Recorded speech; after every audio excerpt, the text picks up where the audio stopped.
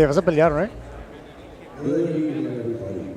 On behalf of Nick Smith, Holly Haggard, and Woody Thompson, the Cowboy Up Martial Arts Championship thanks you for being here. This is the nighttime final. Okay. We're going to start the night off with the national anthem. Presenting the national anthem tonight is Madeline Haggard. Chelas, güey. Chelas.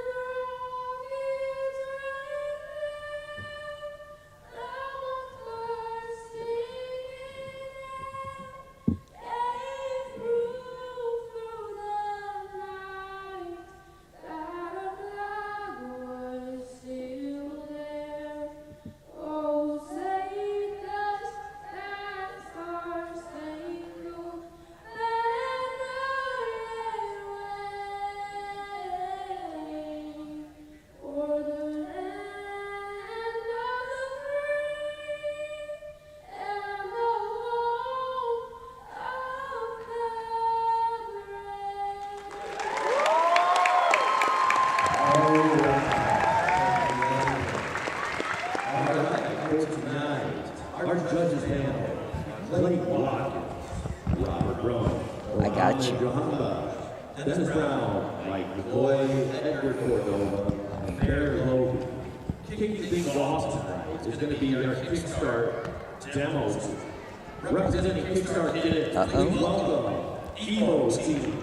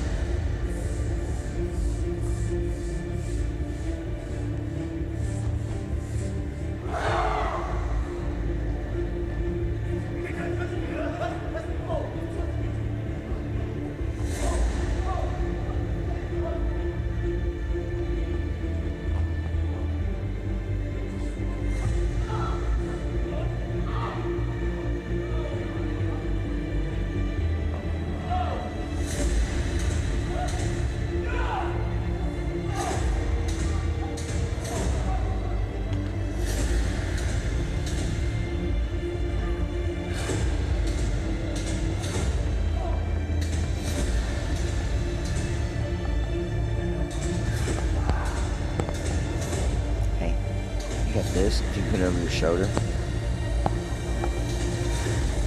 Just for right now, or always? Always, if you can. I got them big shoulders, man.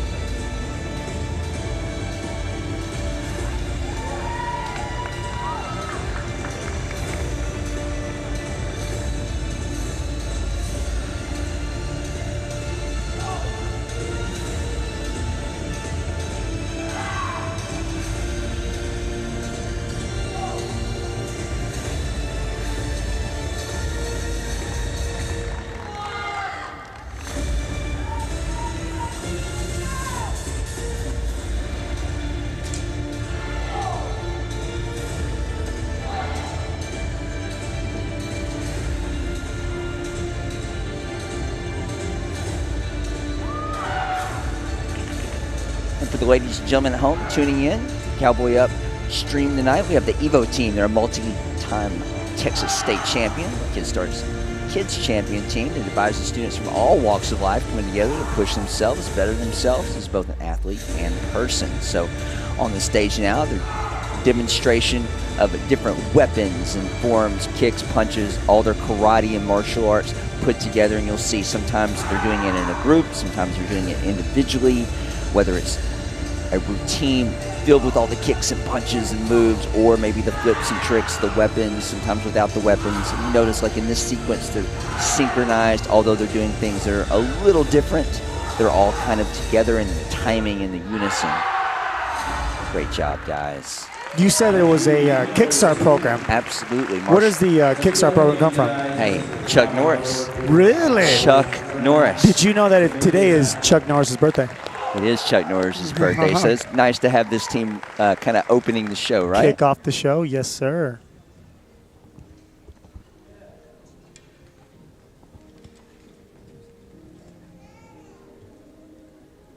All right, ladies and gentlemen, I'm Joey Perry, my man Vito Rodriguez. How Hello, everyone. Hello, hello. Welcome to the Cowboy Up. Cowboy Up 2023. We are going to be pretty much showcasing not only the best talents in NASCAR, but some of the best talent, future talent, coming out of Texas. And the best cowboy hats. Yes, sir. Howdy, howdy. How are you? To everyone. Yeehaw. And a whole lot else, right? And a whole lot else. Yes, All sir. All right. So opening the show, we have the ever-present Team Freestyle on the world circuit and the NASCAR circuit, the North American Sport Karate Association. First up, he's 13 years old from San Diego, California, Judah Sagala. Oh, my goodness. Way to start off the show. Now, Mr. Perry, you're going to have to help me out with a bunch of moves. I am a fighting coach. I am a sparring strength and conditioning coach. So all these musical tricks, forms, I'm learning them. My son's being coached by Mr. Philip Brumet and Sam Brumet, so you're gonna have to help me out with the terminology. Well, you've got some fantastic CMX coaches there, and you're no slouch, brother. We'll talk about that during the show for sure. Thank you so much. So what you guys just saw, Judah had an unusual drop there. It comes with the territory when you're doing a weapons demonstration or performance that's so advanced, whether you're doing multiple spins with your body, maybe with a weapon, and that might be, if you want to put that into, quote, real life, whether they're battling different opponents left, right, behind them, all around, and then throwing in the theatrics that you might say is more, theatrical, more from the movies. But what you saw with Judah was a high, like one of the highest level, especially for the 13 and under group. He had a drop there, so that'll DQ him. And he has been on that high level for quite some time. Yeah, the last few years he's I'd say dominated the 13 and under overalls a lot of times, but he's definitely been right there in it. And one of his main up and coming competitors. He's a little younger. He's on the lower end of that. He's I think he's just 10 years old. He's representing Team Competitive Edge from right here in Texas. You're familiar with this young man? Yes, sir. I'm very familiar with Mr. Michael Molina. He may be 10 and under, but man, he walks around like he's a absolute 20-year veteran. 10 feet tall and bulletproof. 10 feet tall, bulletproof, and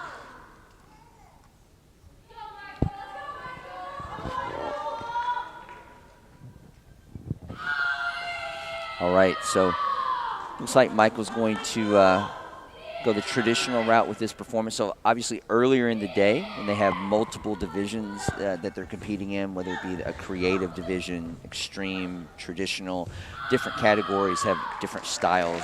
For those that are watching that may not know a lot about sport karate or what they're really seeing, so we'll kind of explain a little more detail as we go for some of you that are pros watching at home.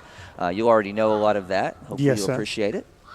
And like you said, he is 10 and under, and he's one of the best talents that come out of Texas at this very moment. And he is not only a traditional formsman, traditional weapons formsman, musical formsman. He's not only a great formsman, but this boy is a world champion sparrer, fighter as well. So we're seeing that. I love that we're seeing a lot more people that do forms spar, and a lot more people that are doing forms. A lot more people that are doing sparring, doing forms. So we are getting a lot more of a full range martial artist. So he is one of them. More well-rounded, for More sure. well-rounded, yes. So obviously, Judah had the drop. So that's a DQ. Michael didn't have a drop, had a completely different style, but now the judges don't have to really decide if they like apples or oranges on this division because you had the drops. It kind of makes it easier. But you've got, kind of an easy score to throw up there, right? Now, Mr. Perry, do we have different types of judges on the panel at the moment? Do we have judges that like traditional more? Do we have people on the panel that like musical forms more? How is that? Yeah, we do. So as these guys are getting their scores, as we mentioned with the drop, it's kind of a formality that Michael will get the 9s and Judah will get the 8s. So Michael will wind up being our winner for the 13 under weapons division there. So congratulations to him. And your judges who, as you're asking about, how do they decide and then what's their background? So over the course of a few divisions, we'll highlight some of the judges up there that we see in the officials. But yeah, they're from many different states all over the country, different styles. Some of them you might say would lean towards traditional, some might lean towards CMX, but at this level, most of the officials and most of the judges understand what they're looking at across the board, and they can at least give it a fair judgment. If you're having to compare, traditional to CMX in this environment, most of them can do that. All right, Michael Molina with the dance. Always the showman. I don't know if they got that on the stream before they went to the Always picture. Always the showman. Yeah, he is the super bomb showman. Love it. So congrats, Michael. That's a good win. That's a big win. So, and he's come a long way. I mean, Judah's come a long way. A lot of these young competitors, the streams I talk about, watching them grow up and watching them come through the regionals and ranks and getting to this level. And this young lady on the stage is one of those. She's representing Team Competitive Edge. And this is only her second time on an NASCA stage. How cool is that? My goodness, to be so young, already having 2 NASCA stage appearances on your resume, fantastic. She trains with Sammy and Joey Castro. Yeah, among others. I've had the, and I'll say this 100 times tonight, I love it. I'm proud to watch these kids grow up in the sport and see them develop. And RC, Riley Claire, is one of those. I've seen her come up through the regional circuit, like with Promac, the Professional Martial Arts Conference, and others. And then, of course, with NASCA. And now she's in the Black Belt division. She's had great coaches from the Mississippi area.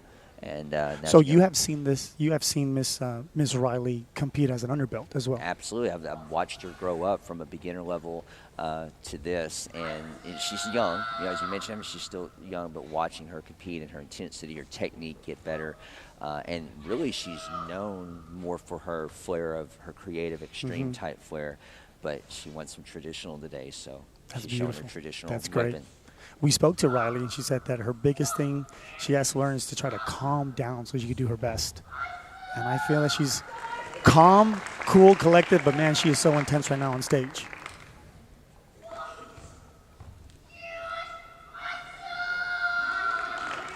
Nice. Now, you have to show that intensity. You have to show that power, focus, strength, control. And I believe that she did a fantastic job on doing that. So I liked her intensity is always high. So I like watching that with the young athletes, and that reminds me, you talked about one of her coaches, Sammy Smith, earlier, who represents Team Paul Mitchell, and been a long-time competitor. She came up in the youth just like Riley Claire. So kudos to her for being one of the coaches for Riley Claire. Sammy Smith, the legend there. All right, so Riley Claire was performing as she won the overall 13 and under black belt girls weapons category. So congratulations to Miss Riley Claire. Congratulations, Miss Claire. And thank you for demonstrating. I love to watch these fantastic martial artists. Next up to the stage is the 14 to 17 girls weapon overall. Representing Team Infinity from Sunrise, Florida, 15-year-old Sophia Rodriguez. All right, so this is someone you're going to be seeing a lot of tonight. You're going to be hearing a lot of tonight. Miss Sophia pretty much have one of the best turnouts today. Won pretty much everything. Yeah, she's been pretty consistent over the last few years, kind of coming into her own and really dominating in a lot of ways in the sport. So as you guys might have heard over the loudspeaker during that introduction, this is the 14 to 17 overall grand championship for weapons girls. So you have a few competitors, and I think Sophia wound up winning multiple divisions, so this will be a performance. She Riley Claire, I believe. She won multiple divisions, including fighting. So just to touch up on what I said about Mr. Molina, we're having a lot more of the youth do both sides, do sparring and do forms. Not only do traditional, but to do point sparring, continuous sparring, and team sparring. And Miss Sophia will be fighting tonight on stage as well. When you mentioned fighting and sparring, for those that may not know at home, it's not like if you see UFC or boxing, it's karate type point sparring that's controlled, and of course when we get into that, we'll explain that more, and that'll be demonstrated. Of course, those at home that do know the sport, they know exactly how much talent it takes to be able to do all of those things. To do all of those things, yes. So it's no surprise why you see Pia on stage at pretty much every NASCA event. The amount of time that she puts into this, into the training, again, not only on the form side of it, but on the sparring side of it. So I hope it does not go unnoticed that the amount of work that she puts up day in and day out. Sophia's fantastic. Her nickname is Pia.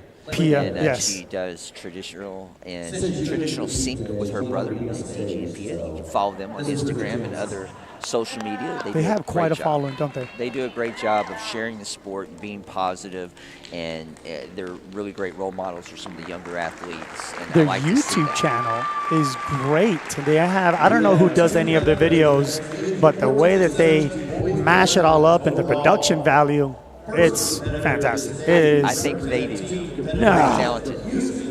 Pretty talented. They are pretty talented. Great family, and congratulations once again to Sophia Rodriguez Flores for earning the 14-17 Girls Weapons Grand Championship there and performing. That was fantastic as always. Up next, we got the 14-17 NASCAR Overall Championship Black Belt Boys Weapons. We have Mr. Philip Brume and Noah coming all the way from London, Ontario, Canada. Both 16 years old. Philip will be representing Team Competitive Edge, and Mr. Noah will be representing Team Revolution. This will be a kind of a rematch of a few weeks ago in Los Angeles, California. We're at the Compete Nationals. It's another North American Sport Karate Association. We've refer to that NASCA. We say NASCA a lot for North American Sport Karate Association. And it's a world tour event, one of the largest events in the country for open sport karate. Mohammed Jahan Bosch and family promote that event. So we were there a few weeks ago for that event, and both of these young men were in the finals. So I had the privilege of officiating them. So I expect this to be another heated battle. Perfect. Who ended up taking that win? That win was Philip. All right. That event. All right. Let's go, Noah. Yeah, Let's go, Noah. Make it interesting. Yeah, now, you touched up on the NASCA tournaments. So this tournament, Cowboy Up, is this is their first year on the NASCA circuit, on the NASCA World Tour. On the World Tour. Congratulations to Holly and Nick and Woody, the three promoters of this tournament. It is a huge accomplishment. Yes, huge accomplishment to finally make it on the NASCA circuit. Don't know where Mr. Phillip was, so... Yeah, they had a little remix there. So you guys are watching at home as I think the in-house announcer, Evan, jumped up and was trying to explain what was going on, or at least make sure the boys were ready to go. So it looks like at least Noah's ready to go first, so maybe Phillip will follow. So thank you guys for hanging in there with us. So again, Noah Sansiet, and he's representing Team Revolution, and he is from Ontario, Canada, which is always great to see other countries coming in. Some international I love it. Support. Yes, sir. Like I said, he was strong when I was able to watch him a few weeks ago in the final. I expect similar performance here. He's a strong young man.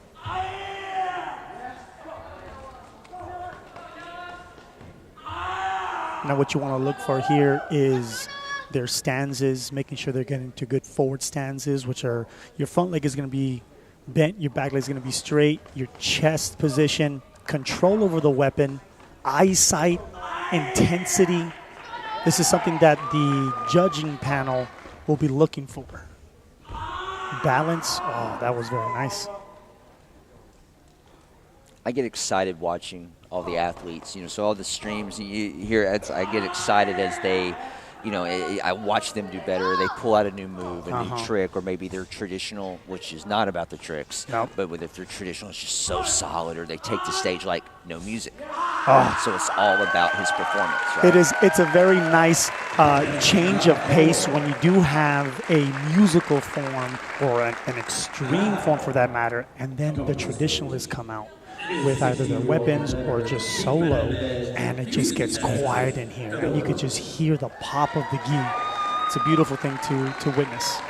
It's a beautiful thing to witness online. It is fantastic to actually witness here at the actual finals.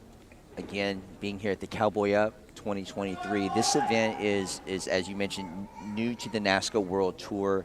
It's also part of the Promac, the Professional Martial Arts Conference regional and national tour, and then also part of ISKA, which is tied to the U.S. Open that happens every July. So you've got international, national, and regional support here in Texas. We're growing Texas. And speaking of Texas, it's almost like I segued into that on purpose. Look at that. Philip Roumet on stage. Now Philip is doing the extreme weapons forms. Absolutely, and one of the top extreme martial art athletes in the game of any age right now, in my opinion. His level of difficulty, his creativeness, there's little bitty things that he does as he's spinning and flipping, the way he's controlling the weapon, or he changes a landing or a setup. He's really pushing the envelope. So definitely one of the most exciting performers to watch right now, in my opinion. Nice. Double cork, lands solid again. Talking about the tree of what the judges and the officials are looking for: balance, strength, control, technique. Now, since he's doing a weapons extreme form, now is there any rules for him having a throw, having a turn, having a twist, having to do anything with the weapons? Yeah, absolutely. So if you are doing an extreme form, there has to be at least one extreme movement in that form, which seems very minimal, right? So we know that's not enough. Philip knows that's not enough. So what he's doing is, again, it's at one of the highest levels in the sport right now with his body. You see the double leg, the double cork, those types of extra rotations with the body, and the way you manipulate your body is flipping or tricking.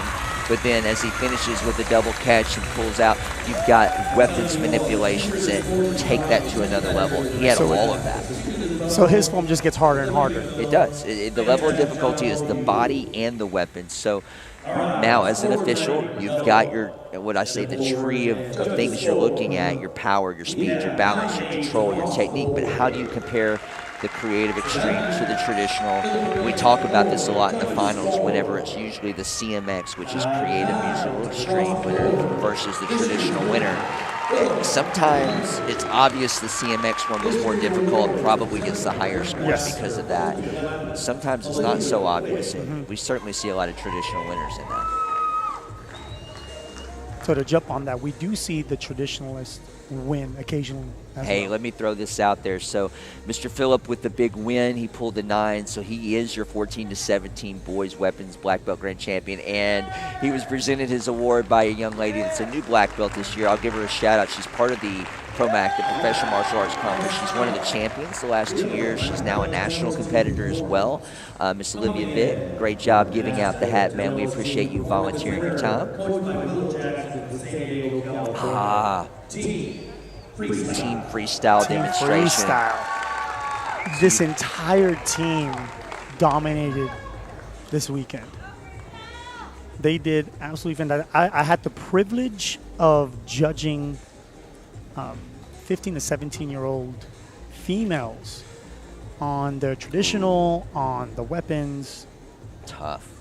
That is a tough division. It is a very tough division. So I ended up seeing probably the same 7-8 girls, and it was great. It was every single division just got better and better and better. Well, this demonstration is fantastic. So a few weeks ago, again, I mentioned the Compete International. So to give them one more little tip of the cap there, Freestyle is from California. So, again, from San Diego, California, Coach Will Jackson, he is dynamic. He's a great personality. When you watch him coach these kids, the way that he speaks to them, the way he leads them, the way he behaves, I'm a big fan of that. As a school owner for all these years and having teams, watching the discipline. So as you watch this performance, I mean, enjoy. There again, just like we described at the beginning of the broadcast, this is a team event where they're doing a demonstration of different type of routines, empty-handed. They might have weapons at some point. They might be in sync where they're all doing similar things at the same time, or they might be doing opposites to create a fight scene or something of that nature. So enjoy the show. And those of you that know what you're watching, that you know that Team Freestyle definitely brings it, and they just continue to get better and better. Like the teams of Competitive Edge, Team Infinity, some of the big legendary demonstration teams of the last decade. Now to have the entire school, pretty much all the top performers from the school on stage, and they're all from one school, I believe. So Mr. Will Jackson is doing an amazing job. It's sick. It you is. Say it was sick to be able to pull that off, have to have much talent you're producing, right? I mean, you got to have homegrown talent. These kids have to have been in the martial arts. I mean, for all of them to be black belts, have to be in the martial arts longer than 4, 5, 6, 7 years. So to have all this talent come from one school, I believe, yes, these kids are doing amazing, and they're the ones doing the performance, but huge props go out to Mr. Will Jackson. Yeah, absolutely. We need both more of that in our sport. Both of us being school owners, we know there's some diamonds in the rough, and sometimes it takes a little while to get these diamonds to shine so bright. So to have so many diamonds, Mr. Will Jackson's doing something right. He is. I applaud you, sir. Fantastic job. And you probably will see a few more of these competitors in a few of the other finals coming up. You watched Judah earlier in the weapons 13 and under. He's out there now with the sword. The future for Promac and NASCA looks extremely bright with these kids representing it. And absolutely. They look great. And it's not, you don't even have to keep your eyes in the middle. Have your eyes on the side, on the corners of the rings. Somebody is always doing something. That's what makes a great demonstration team. You know, I'm an Ernie Reyes West Coast black belt kid, so big, huge with the action team and demonstration team. So I love a good demonstration, and I love good discipline and consistency. And man, that was a fantastic X-Out. One of my big key moves back in the day, so I love that. Great to see it. Yeah, these guys having the discipline to have multiple things going on around the mat, but yet still be together. Great job, guys. All in sync. That's great. That is fantastic. Great job. Again, Mr. Will Jackson, I cannot say enough great things about you, sir. Great job. Gonna get cowboy hat and spurs and go to Worst Fest down the road at some point. I yes, bet. Sir. Celebrate, right? Maybe have a couple of shiner box. That'd be fantastic. We had kolaches this morning for Did breakfast. you really? We had a black belt official meeting, and they had all the. We don't have those where I'm from, so I'm like, what is this? And I'm like, oh, that's an interesting combination. Not bad though. I think it's one of ZZ Top's favorite foods. Yeah, it's fantastic. No way. That and brisket. All right, so now on the stage, you guys have to forgive us. On the stage, the underbelts that won earlier today. So there's some of them that are here, some of them are not here this evening. So as far as calling out all their names, I want to go ahead and give them a little quick shout out. They're doing that in-house. You're going to see a lot of them come on stage now and take a bow. So you can kind of hear the overhead speaker. But again, 9 and under beginner forms and weapons was Gerardo Quintello, the third. 9 and under intermediate advanced form winner was, not to brag, was one of my students, Mr. Remy Rubio. Fantastic. Nice, and you said it with the right little yes, roll. Yes, that's I can nice. Roll my R's the correct way. 9 and under intermediate advanced weapons winner was Charlie Fryer. 10 and 13 beginner forms and weapons winner was Danit Michael. Nice. And Javen Jones was your 10 to 13 intermediate advanced forms winner. Brooke Roberts, 10-13 intermediate advanced weapons winner. She was strong earlier. I got to catch some of those finals. 14-17, the under black belt forms winner was Rosalie Brown. And one more.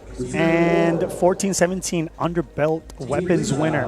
I've had the privilege of working with Ms. Valerie Godoy on her sparring, but she comes from a fantastic school in Texas. We call it the Valley in McAllen, Texas. She comes from a great pedigree of instructors, Clarissa and Marco.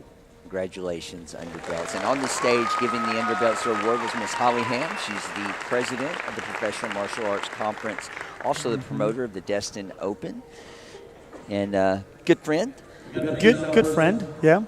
Yeah, so thank you, ma'am. We appreciate that, and we'll see her back. She's going to be one of the center referees for a lot of the fights tonight. So she does a fantastic job, one of the best referees in the game. So see her back running that. All right, and back on stage was Team Freestyle.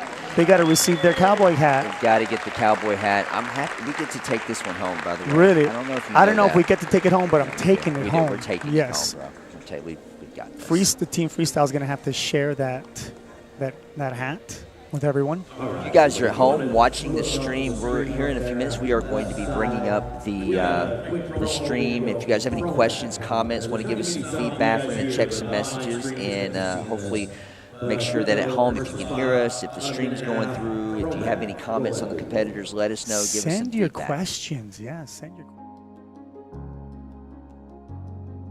Promac is a great group of like-minded people, and it is a force that is changing the game as we know it. Everyone's certified.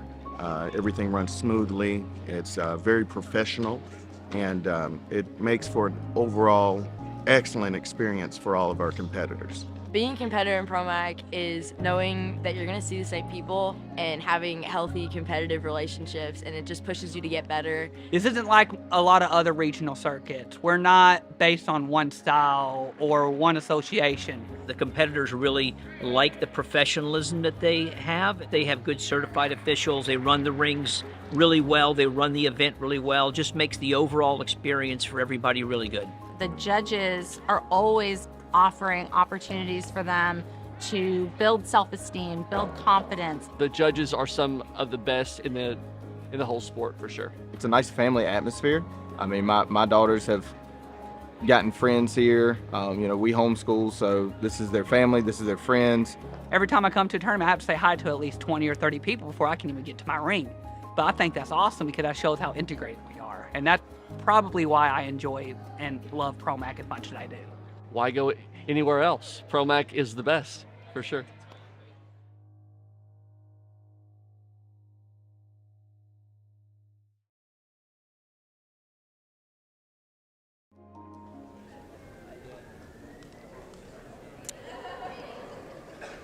Nice. All right. So I absolutely love that promo for the Professional Martial Arts Conference. I'm the vice president of that, so I always love to see that and see us continue to expand the sport and do our best to keep it positive and grow. So I love what everybody had to say in that video. We appreciate that. And if you're interested in checking us out, you can always go to promackarate.com. It's Professional Martial Arts Conference. We're happy to ask any questions or answer any questions and help you guys out in any way that we can. And again, coming up to the stage next, we've got fighting. Excited to see that happen. Yes. So we do have representing Team Straight Up. We have Mr. Diego Gomez, and representing Team First Contact, we have Mr. Isaac Welk. So your officials on the stage. I like the mix. Again, I talked about Holly Ham being the center referee, one of the best in the game at any level. We've also got the legendary Master Terry Kramer working one of the corners. We have 5 officials on the stage. So those at home, in case you can't see the full stage, at times there are 5 officials working each corner plus the center. So also on the back side, we have Mr. Rick Ruff. He's a Texas representative, yes, sir. Also a national level official. regionally and nationally. We also have Xavier Roberts in the back. He's in the red Promac Level 3 official uniform. Great upcoming young official and promoter of the South Atlanta Open. And Charles Garrett, promoter of Arkansas Showdown this month, is working the front corner there. So great officials, great eyes, great love for fighting. So here we go. So we have 1 round, 2 minutes. A quick rundown on the point system. If anybody hits anybody, scores with a hand, they're going to receive 1 point. If they score with a kick to the body or to the head, it's going to be 2 points. If they score a jumping, spinning kick to the head, it's going to be 3 points. So your point system is going to be 1, 2, or 3. I think Isaac's going to be looking to score one of those 3 points. He talks about his jump spin Yes. kick being one of his Yes. one of his babies. Let's see. So these two did fight earlier yesterday, and Mr. Diego Gomez got the W.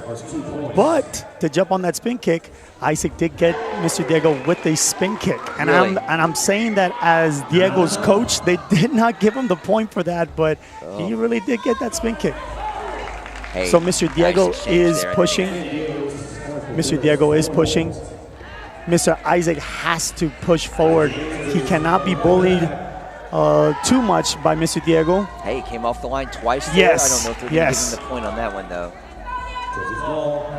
So Diego's obviously got the reach, the taller, longer fighter, but it seems just watching as we're talking this first minute, Isaac's speed is making a little bit of Yes. a difference of the gap, you know, and how he can close that distance, right? Yes. So what does Diego need to do to do it? So Mr. Diego has to continue with the pressure, keep pushing him forward. If Isaac is going to be moving a lot quicker, so what Diego has to do, he has to extend his front hand, kind of close that gap between them so he can react a little bit faster when Isaac does move forward, and either jump back, Mr. Diego has to jump back, or meet him in the middle. Right on. So again, if you're watching at home and you don't watch it a lot, again, you know, we were explaining the point values. And Ooh, there's what their Isaac's spin kick. strategy. He's obviously going to throw that. You can't tag it and not throw it, right? Isaac has to push if he wants to get closer, if he wants to close that gap with the points. You guys can look at this as a controlled kickboxing type match, if you will, if you're not as familiar with it, where they're not fighting on the ground. There's no wrestling. No fighting on There's the no ground, no. takedowns. It's all just kicking and punching and controlled contact, by the way. Great job, both of these young men. So Diego wins 16, 17-year-old grands. Nice. Again, representing Team Straight Up And Bears Karate. and Bears Karate. Congratulations. Where is Bears Karate, sir? Bears Karate is in Laredo, Texas, located in Laredo, Texas. Has been there since 1973. We are celebrating our 50th year anniversary this year. My father So started. you don't look 50. No. you look good for 50. I look fantastic for 70 years old. That's how old my father is. Yes. Indeed. So what they're doing at the Cowboy Up, we're going to have the winner of the 14, 15-year-old grand champion fight the winner of the 16, 17-year-old grand champion. So Mr. Diego has one more fight to go. So representing Team Paul Mitchell and Bears Karate, we have Sebastian Villanueva, and representing Team Competitive Edge and Bears Karate, we have Mr. Christian Elizondo. We picked the perfect broadcast partner. Yeah. Now, it's kind of like a proud papa, right? When you have students out there competing at this high level, and you know, these guys are representing two different teams, but of course they're always representing Bears Karate. Always.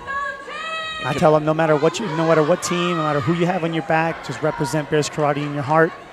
And they do. They do this. I might shed a tear right now, but they really make me so proud to be an instructor. And there's never any come on, like dragging them out of their house to come train. These guys train every single day, always ready to go. Love what they do. They work there at the dojo. They're completely stacked, completely full during the weekend on private lessons. Teach our summer camps. I mean, they're fantastic, representing 3 different teams, 3 different national teams under one roof. Fantastic. That's what's up. I love it. So these guys have come out of the gate with some nice exchanges. So No confirmation, though. So Cheeks is known for his kicking ability, his lightning speed. Sab, or as we call him Sab, but Sebastian is known for his power. We always tell him he's the same size as all these kids, but he's just so strong. His leg seems his right leg seems like it's 200 pounds. Yes. So strong. I would agree. So Watching strong. him the last few years, absolutely. And by the way, at home, if you're watching, you're not as familiar with these young men. Cheeks, as he's referred to, Christian, is in the black primarily, and Sebastian is in the primarily white uniform there with the black Paul Mitchell notation. So they've got some exchanges, point confirmation for Cheeks there. Cheeks, one quick point. Sad gets it right back real quick with that reverse. It's a tie score. Now these guys fight each other at the dojo, I'd say 4 or 5 days a week. So they grew up with each other. Underbelts fought each other. Now they're fighting each other on the national level. I don't know how they could score points on each other, knowing each other so well. It's like it's either a huge offensive battle or a huge defense, because it's either all out or they know each other. And they tend to fight each other every single NASCAR tournament. They find a way to fight each other every NASCAR tournament. I hope there's some plans in the future for Paul Mitchell to start up a junior team and Competitive Edge to start up some sort of junior team. Give these guys an extra excuse to fight each other. That'd be nice. That'd be great. Well, we benefit from it. All right, so as time winds out there in the score gap, Sebastian backed out for the respectful bow out. Respectful bow out, yes. So two of the top young point fighters in the game. And again, you're a great coach, obviously. Not just a lucky coach. You can say lucky, but you're great, obviously, to produce this kind of talent, no doubt. But both of the young men for the last few years, I've had the privilege of officiating them at times and watching them, and always respectful, humble, great, and super talented. In that particular match, Sebastian came out the winner. Yes. Gets the cowboy hat. Yes. And shout out to Miss Lainey Barrett Murray, by the way, recently married. Correct. Last name, please. Give her credit there. So she was giving out the award, and she is a world champion high-level competitor herself. She's got an injury right now, so she's not competing. Sadly enough, yes. She's giving out the awards. You won't know. You can't see her knee brace under that wonderful dress that she has on, but yes, she does have this pretty gnarly knee brace. So how she's walking on stage and around is a testament to her strength. Yes, her toughness. Her strength conditioning program is available to anybody who wants to get stronger. Right? Yes, that's what's up. All right, so speaking of strong ladies, on the again, segues. So on the stage now, we have the ladies taking that. This is the girls tall and short, 14 to 15-year-olds. So Ollie Payne is in the black and green, a lot of green spots there. Representing Team Voodoo. Voodoo from Illinois, and her opponent, we watched her earlier, said she'd be back. Sophia Rodriguez for us from Sunrise, Florida. She's 15 in primarily all black with the little white spot on the leg there. Sophia's a little taller, the taller fighter. She does represent Team Infinity when she does her forms, but I believe she's representing Team Millennium. Yeah, that's her studio. Yeah, there's her dojo studio there in Florida. And from head Mr. coach Damian Rodriguez. Damian Rodriguez, that's right. I love him. Great spirit, great attitude, great One team. of the GOATs. Yeah, he's awesome. They attended the Memphis Open, a NASCAR and Promac event last month, and had a great showing, so we appreciate them. And Sophia is making us look smart as she's taking the lead here by a few points and controlling the match.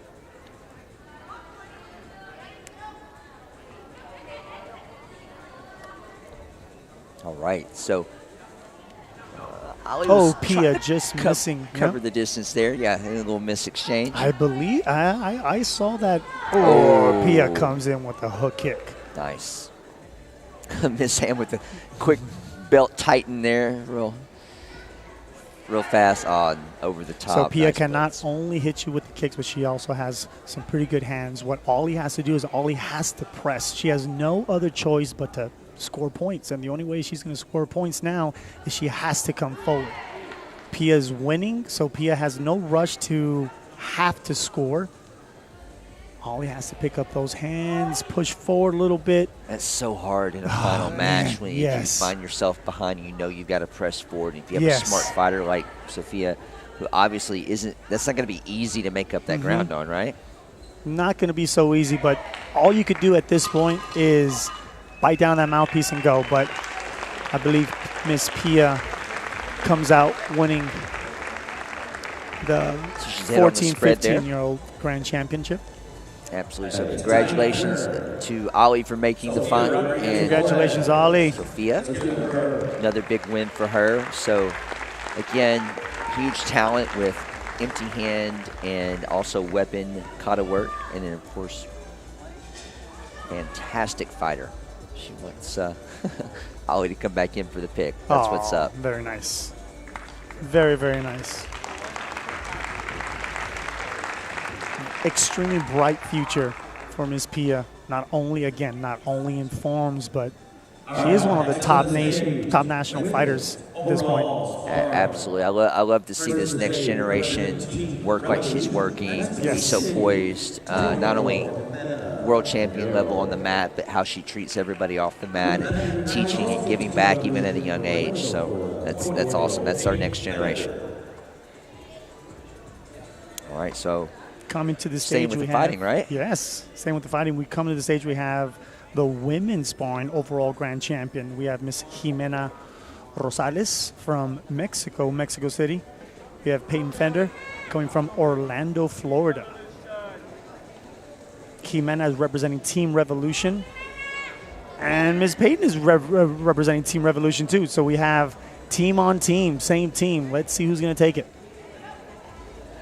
We have that quite often with these top teams, of course, and Revolution, one of the top teams in the country, as we mentioned, actually in the last few broadcasts, and I mentioned like the Warrior Cup from Chicago back in January, and then we talked again about Compete Internationals last month being on those, and we talked on both of those broadcasts about Revolution and their Underbelt team, Rebellion around the country, just supporting everybody, supporting sport karate and those that are working hard to make it better. So kudos to the team. I love that in the beginning, Revolution gave these young kids a goal. These underbelts a goal. So one of these days when I become a black belt, I want to make Team Revolution, and they stepped it up. And they made their team Rebellion, and now they're giving these underbelts not a 5-year goal, a 4-year goal, but they're giving them a 6-month goal, a 1-year goal, a 2-year goal. And it's a very good stepping stone to go from Team Rebellion to Team Revolution. You deal with the same coaches, you deal with the same people. They have their training camps. They represent the team extremely well. So hopefully in the next few years, you start seeing kids from Team Rebellion go to Team Revolution, and they're going to be veterans, even though they're first-year black belts, but they're veterans in the team. Love it. It's a little hard to be on one team as a fighter, to be on one team, your home dojo team, and then to go to a national team.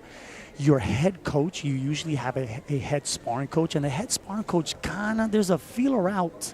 If you see your head sparring coach maybe once a month, sometimes once every 2-3 months, it takes a little time to kind of get the flow with one another, the confidence, the trust in one another. So to have Team Revolution come in here and say, hey, let's put some underbelts on Team Rebellion, kind of homegrown them per se, and kind of work with our coaches.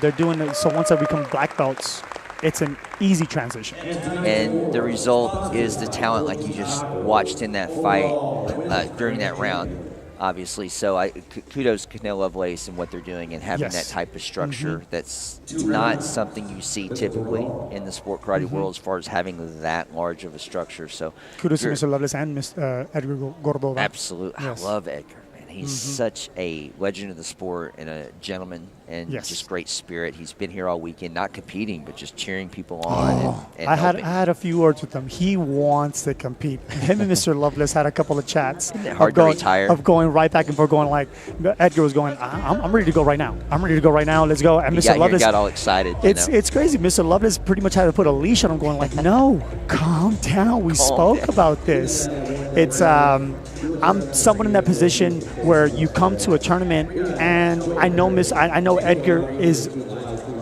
Oh wait, here we go. We're getting a shout out. That's what's up. Hello, What's hello, up? hello. The people in house can't hear us. They can hear them, but maybe if they rewatch, they can hear us. Yes, Right? We yes. love them all. We love everybody. That's what's Thank up. you for tuning in. That's right. So on this match, we were kind of explaining the Revolution setup there during that first round. The ladies are going to do a second round.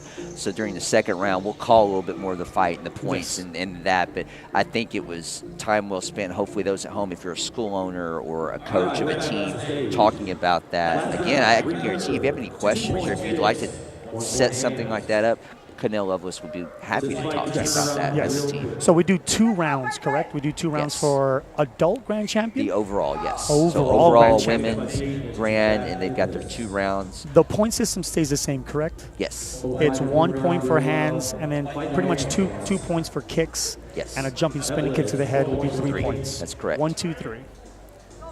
So we have, I don't have the score. Yes, Jimena has 4 and Peyton has 1. So both these ladies are strong fighters. Watched Jimena really win a few grands over the last 12 months and be back for. She fights a lot in Mexico. Yes. Obviously. And it's just a top female fighter no matter where she goes. And so nice, always respectful. Nice. Watch around the other competitors, so great. And Peyton is super strong fighter, 21 years old. She's strong, always seems to be in the mix for the finals for the women as well. So it's 4-1.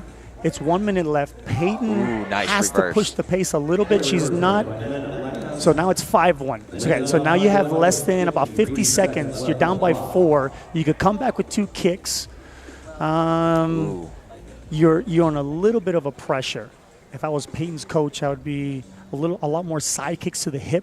When you throw side kicks to the hip, it stops the other fighter from doing step-ins. So it just gives the other fighter the option to either move or to wall up, which is going to be put their hands to their front arm elbow and to block it. So because the fighters are basically fighting sideways, not square like you would in boxing. Yes. Right. So it's 6-1. If I was Peyton coach. Because it's the point match, keeping the body sideways is obviously advantageous. Yes, you want to protect. It's more the karate you want to protect where they could score, which is going to be your ribs, your stomach, your kidneys. You don't see a lot of kidney shots, but your ribs, your stomach, your chest, and pretty much the entire head area. Not just where the helmet is, but your face as well. 6-1, Jimena takes that. Nice. Taking back the cowboy hat to Mexico City. Congratulations. Big win, and a lot of fighting tonight, a lot of great talent, and we keep going back. Obviously, we're in Texas, and this is the Cowboy Up, but really working, really developing this region. We talked about Promac and NASCA working together, and even ISK with some of the national events, and that growing. Really developing more of the Texas region and the Southwest region, and having more of the regional events step up to the national and possibly international level, like Cowboy Up moving up. We have other events in Texas throughout the year. We've already had the Texas Open. That's in the Longview area. We have Midland, Texas event that was fantastic last month. Right, here we go. Century.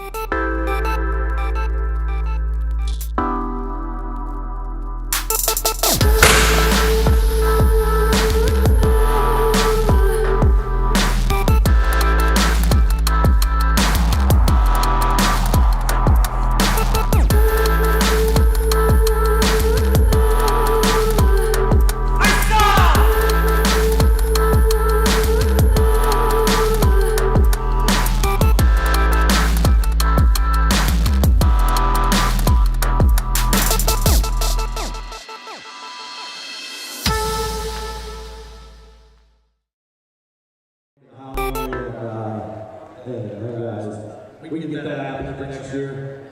All right, next time on the stage. All right, so thank you to Century Martial Arts, one of our top sponsors. We appreciate the team over at Century helping in so many ways, and also helping with the talent on different teams and sponsorship there too. So giving back to the sport that continues to give to them. As we talked about growing Texas and the different events. We'll talk about that more over the course of the broadcast, and if you're in the regional area, some of those events you can go to. And always check out promackarate.com or nasca.com for a list of those events. So we'll talk more about that for those interested in that. And if you're at home, comment. We haven't asked you too many questions, or there hasn't been any reason for a lot of back and forth, but we would love to know what you think. So tell us where you're from, drop it in the comments, let us know what you think about the performers, some of the comments we make about why they would do things or why not. We'd love to hear back from you. So right out of that break, we're back with the men's traditional weapons, I believe, sir. Yes, so we have on stage right now, we have Mr. Diego Rodriguez Flores, also known as DG. And he is the older brother of Pia, who we've seen already do traditional weapons and point sparring. So representing Team Infinity from Sunrise, Florida. A competitor, a champion junior competitor, Mr. DG was. Is this his first year as an adult? Yeah, first full year as an adult, I believe, or he's moving up this past year. And he's been on the top of multiple divisions. Yes, taking it by storm. And not even taking a moment. He just went in, and he has a great time. Like when you watch him warming up at tournaments, he's having a good time and doing his thing. A great young performer. He's certainly putting on a great performance here. No music, so you have to bring that energy and that presence if you're not going to have the music. So the talent coming out, the young talent coming out of Florida, coming out of Texas is booming, absolutely booming. All over the country, really. I mean, obviously these states like Texas and this region has huge martial arts activity and potential, and Florida as well. But all over the country, we've seen a rise. Yes. It's been great. Obviously, we're happy about it. Yes, obviously, as Promac promoters ourselves, we are fairly happy. Great job, Diego, one of the best in the game. So with the sword work, and next up, I believe mentioned earlier, is representing Team 10th Degree Weaponry, which is a weapons company. We appreciate them supporting any of the athletes. He's out of Houston, Texas, 22 years old. Sam Brumet, his younger brother, was on the stage earlier. Mr. Phillip, yes, he also has an older brother, Michael, who is a swordsman, part of Team AKA. They are a fantastic family. They are one of the big staples here in Texas. They go everywhere, they help everywhere, not just the three boys, not just Phillip, Sam, and Michael, but Miss Brunet and Mr. Brunet are here putting down mats, putting up cables. TVs. They helped all weekend. They helped volunteered all weekend. Come on, Sam. We appreciate the families. We cultivate that. Obviously we keep talking about different families and keep doing what It takes a village. It takes all of us, and that's the new culture. That's the new way to do things in the sport and to help us grow. And we need you out there in the region to come and participate and be a part of the family. And we've got a lot of great promoters and officials and competitors that are showing up and being treated correctly and taking the game to another level. And the May family is right there with us. We appreciate them. So Sam is knocking out a nice bow form. Yes. So is it going to be enough to top Diego's sword, though, from what we've been watching the last minute here? Does it have enough? Well, his power, control, intensity is in there. I do not envy the judges at this point. Do not envy the judges. It's going to be very difficult.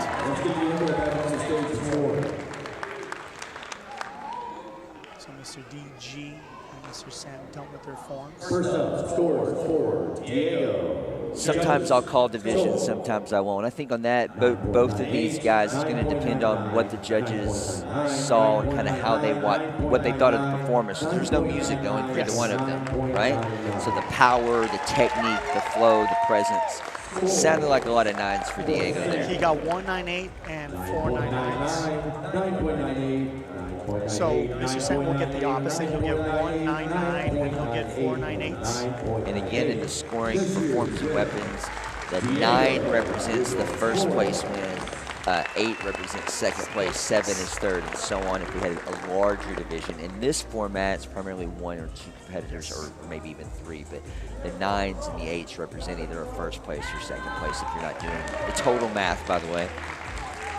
So Sam did steal a 9 out of there. I mean, Diego almost had to sleep, but Sam grabbed one. So that tells you that obviously what he did was super strong, super clean, and one of the judges thought it earned the win. And I believe it's Sam's first time on a night show NASCAR stage. And it pretty much goes that if you can get 199, you're doing something right. You're doing something right. You get a 9 your first time on the stage, Yeah. that's confidence building, right? That is huge confidence building. That's Yes. part of what we're doing this weekend as well with not just Cowboy Up, but a few of the other really great growing events. But this weekend especially, and in Texas in this region, like this is a great example tonight of the fact that if you're watching at home, you're watching the stream. A lot of these competitors started watching the stream, whether it was during COVID or they watched the last year or two, say, I want to be on one of those stages. I want to start going to those events. I've heard it all day from people coming in that had never been here before. So there's a lot of first-time competitors on the stage, a lot of first-time people to these events this year.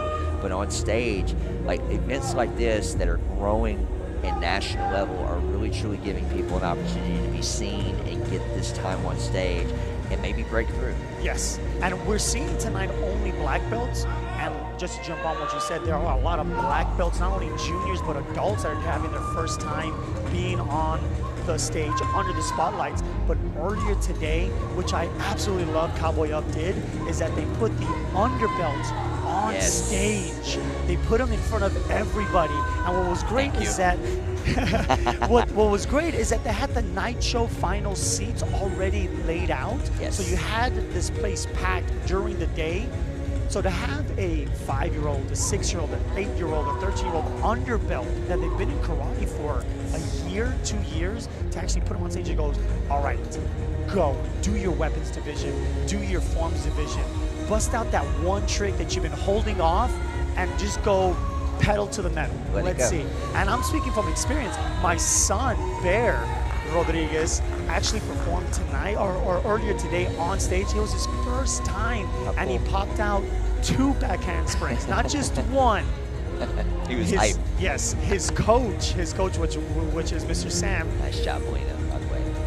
His coach Sam told him, don't do on your final trick, don't do the 360. And what did he do? He did the 360. 360 toss. Yeah. Listen to the crowd cheering on Melina. She's 19 years old from Pines, Florida. Team Revolution member. That was a nice, solid, nice flow sword routine. So she's doing a traditional sword routine, but with music. Yes. But with music. Which is allowed in the finals, and it still should flow with the music. Yes. Go with it. Be together. It should make sense with the music. So there are still rules. There's still rules on the musical aspect of it. If you choose to use music, then it's in play for scoring. Okay. Yes. Okay. You can't just pop any track on the radio and just go to work. And with streaming, the rules have changed too. People at home know that obviously with downloads and what's allowed. So they have to choose certain copyrighted music that's ready to go and approved, but it still has to flow within that, and that's part of the scoring. You choose to use it. So coming to stage now with some music, right? Yes, we have Sarah Campbell. Sarah's one of the, she's a top national level competitor now, but she is also one of those competitors I had the privilege of watching grow up in the regional leagues, such as, Professional Martial Arts Conference. She won multiple grands over the years and really developed. And that's the thing about the sport is being able to go to locals and regionals that are connected where this kind of talent can be developed. And now she's on stage in the finals all the time. Oh, she had a drop. Very unlike her. But she did have a drop.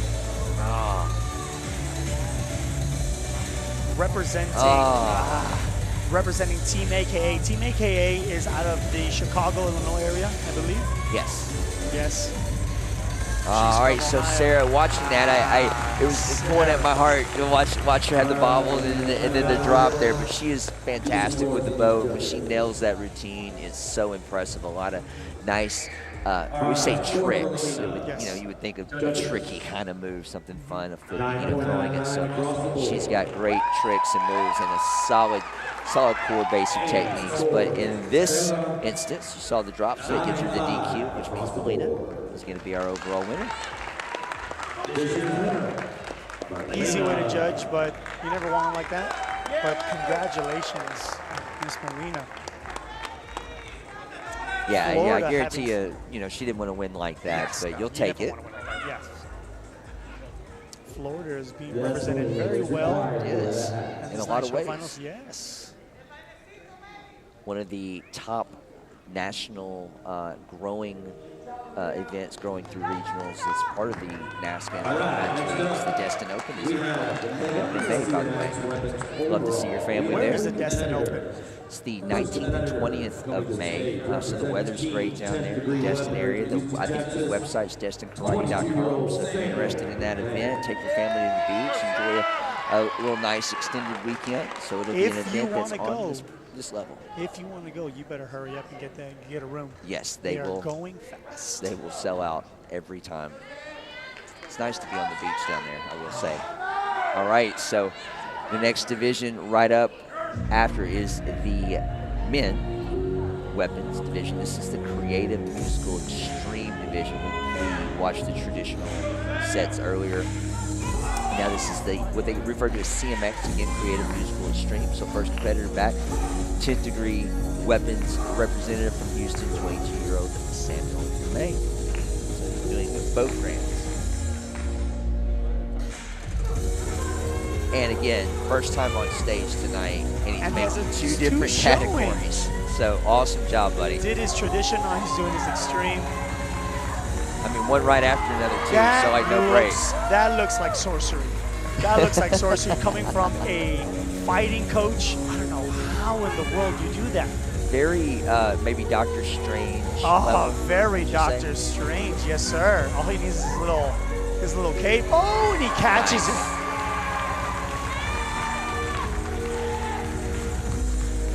Took his eye off of the Agamotto and dropped it.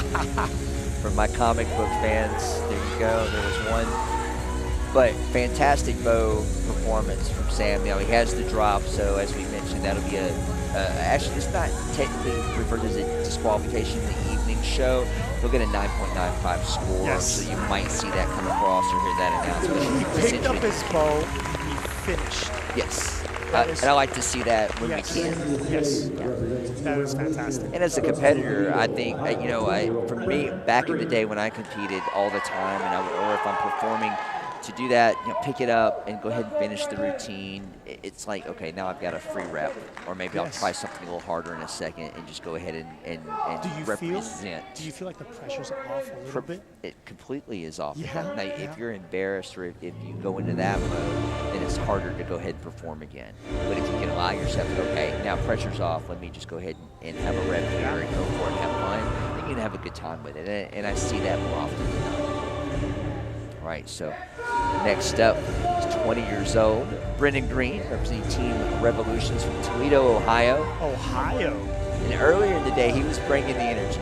He came by a few times as we were running. You mentioned the Underbelt Grand Championships on the stage earlier this afternoon, and I think some of that did get streamed earlier. So you can find that on the page. And he was supporting those young Underbelts and giving them energy and cheering them on. And as I was in between helping organize that, he was helpful, he was nice. So I like to see these athletes. He went between his legs with a comma on that 540. Yeah, he stopped me in the middle of the sentence on that. I was like, okay, did he just do that? Nice. Yeah. Oh, he had another drop. No way. All right, so. All right, here it goes, right? Here goes that. There you go. He's like, I'm just going to have fun. Yes. Right? Pressure off. Let me do those tricks that I've been working on. All right, so good. Way Good to job, finish strong. Way to finish strong. Now, we talked about the pressure off. Once you drop, sad, but once you're off, right, the pressure's off. Now, would you say the pressure is on Leo Gamboa now? Yes, to not drop. To not drop, representing Team AKA from Yeehaw, Texas. 20-year-old Leo Gamboa. Yeehaw, Texas. How appropriate is that, sir? Oh, very appropriate. I mean, we are in Texas. Home of the Alamo. It is home of the Alamo. Is there a NASA base in Texas as well? There is a NASA base in Houston, Texas. Got to get a little bit more familiar with that. Make sure I don't say the wrong thing, right? All right, so Leo does have a little bit of pressure. We were kind of being lighthearted about it, but honestly, you had a division with 3 competitors, and the first 2 dropped. So they're a DQ score, but they picked it up and finished So that would put them at a 9-5. But what's going to happen possibly if Leo drops, you would have all 3 competitors have a drop.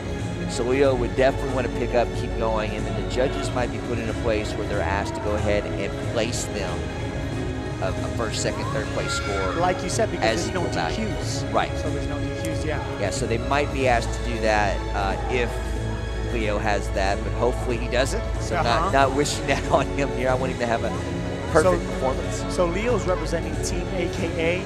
Would you say that certain teams have certain looks? I believe that Team AKA has a completely different types of movements, different types of flow. Yes. When it comes to the forms practitioners.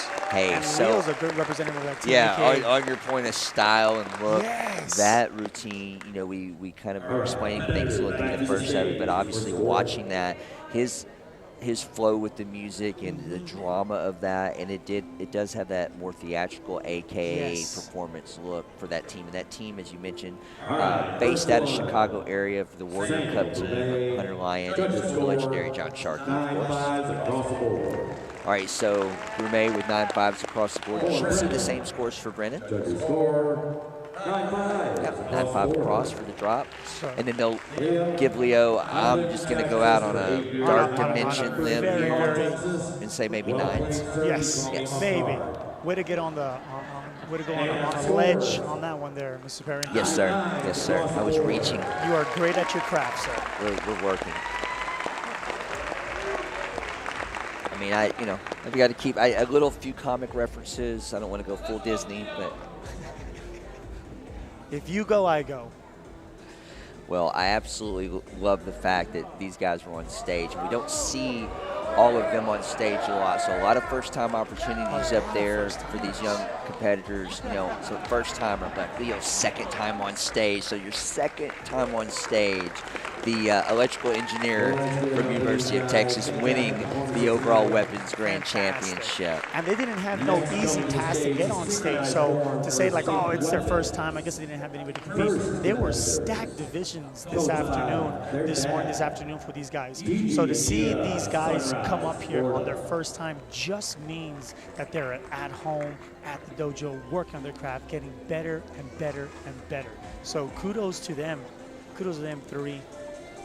And in order to make it here, to make it to this show that you're watching, these competitors won individual divisions earlier in the weekend, whether it was Friday evening or earlier today. They won first place in different categories.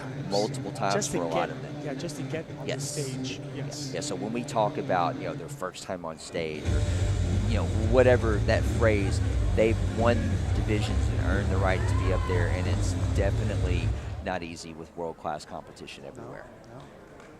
I believe we had the wrong music for DG and Pia.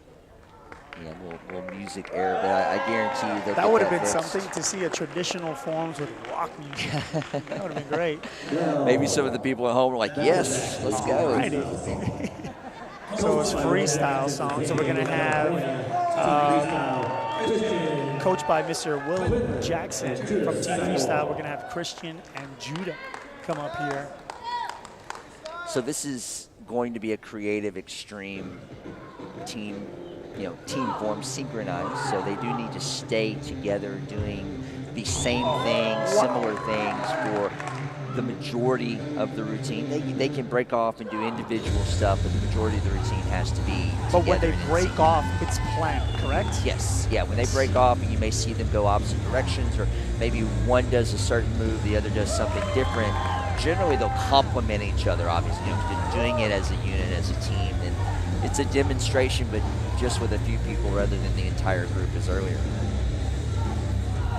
Much harder to stay right in sync with any move, much less high-level moves with your partner. And it looked like a little bit of a mess up there. I think maybe he was off and went ahead and stepped to the side, let Judah do the pass, the tricking acrobatic pass, and he didn't. So a little mistake there. There you go. But other than that, I believe this is their first time doing the sync form. Nice. Today was their first time doing their sync form, so a little learning experience.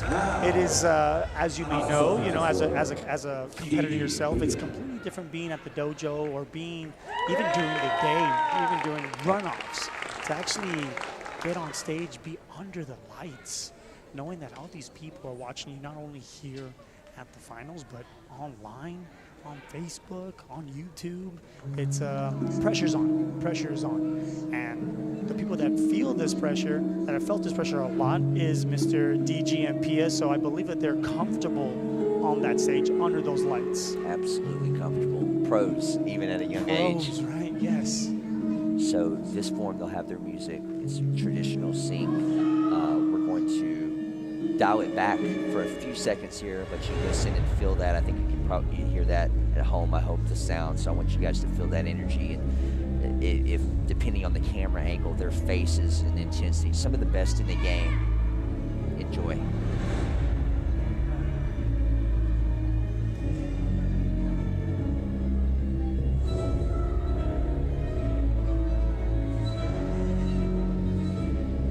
Guys at home just see punches and kicks, but from the martial arts perspective, you just see so much time that these guys put into the synchronized forms. I mean, other than me, brother and sister, they're pretty much always at home together, but to do this synchronized, it takes so much time. Yes, it takes talent, but it just takes reps upon reps upon reps. And once you feel that it's at a good point, I'm pretty sure these two turn around and be like, all right, let's do that one more time. Breaking down this form into segments, doing each segment 3-4 times, when you're tired, when you're hungry. I grew up in our martial arts system with my sister, and we never did any of this, but we trained together, and the amount of times that we argued and put the gloves on and fought, I could only imagine how DG and Pierre are doing this, but they make it look extremely strong. I've never asked their mother. I need to. Their Yes. mom is ever present at the events and helps, and it's always filming and cheering everyone on. But I need to ask her. I was like, do they do they fight? Do they battle it out in training? Well, we do know that Pia spars. I believe I've seen DG in his online videos on his Instagram. I believe I've seen him with the gloves on, putting some rounds I'm in. sure he's fantastic, but you watch Pia spar, you definitely you don't want to take her lightly. Yeah. I'm sure she'll kick Big Brother real hard if she wants to. Love it. So Pia started in the front in the beginning of the form, and now DG ends in the front. Nice little touch, right? Nice little touch. Subtle. Way to switch sides. Beautiful.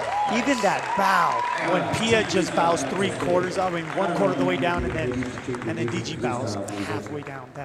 Those are the details I refer when I talk about the tree of judging and what you're looking for in routines and how you can compare things. And then when you get to the one attribute of showmanship, and you can say intensity, showmanship, presence, performance, however you want to categorize that, there's a thing, right? Oh, look, they step out, little arms crossed, giving a little cute action there. So they look all tough and stoic and then come out with that. That's cute. But that's it. That's what I'm saying. They're diverse and they know how to put on a show and they know how to present. So knowing when and how to turn it on. Yeah, absolutely. They get the cowboy hats. And congratulations again to Team Freestyle, Christian and Judith, two of the top young athletes in the game. Fantastic CMX. If they keep that up, that's going to be really tough to deal with. Like I said, it was their first time doing the synchronized forms. I kind of want to say that they made that synchronized forms today or last night or last night. Promac is a great group of like-minded people, and it is a force that is changing the game as we know it. Everyone's certified. Everything runs smoothly. It's very professional, and it makes for an overall excellent experience for all of our competitors. Being a competitor in Promac is knowing that you're going to see the same people and having healthy competitive relationships, and it just pushes you to get better. This isn't like a lot of other regional circuits. We're not based on one style or one association. The competitors really like the professionalism that they have. They have good certified officials. They run the rings really well. They run the event really well. Just makes the overall experience for everybody really good. The judges are always offering opportunities for them to build self-esteem, build confidence. The judges are some of the best in the whole sport for sure. It's a nice family atmosphere. I mean, my daughters have gotten friends here. You know, we homeschool, so this is their family, this is their friends. Every time I come to a tournament, I have to say hi to at least 20 or 30 people before I can even get to my ring. But I think that's awesome because that shows how integrated we are. And that's probably why I enjoy and love Promac as much as I do. Why go anywhere else? Promac is the best, for sure.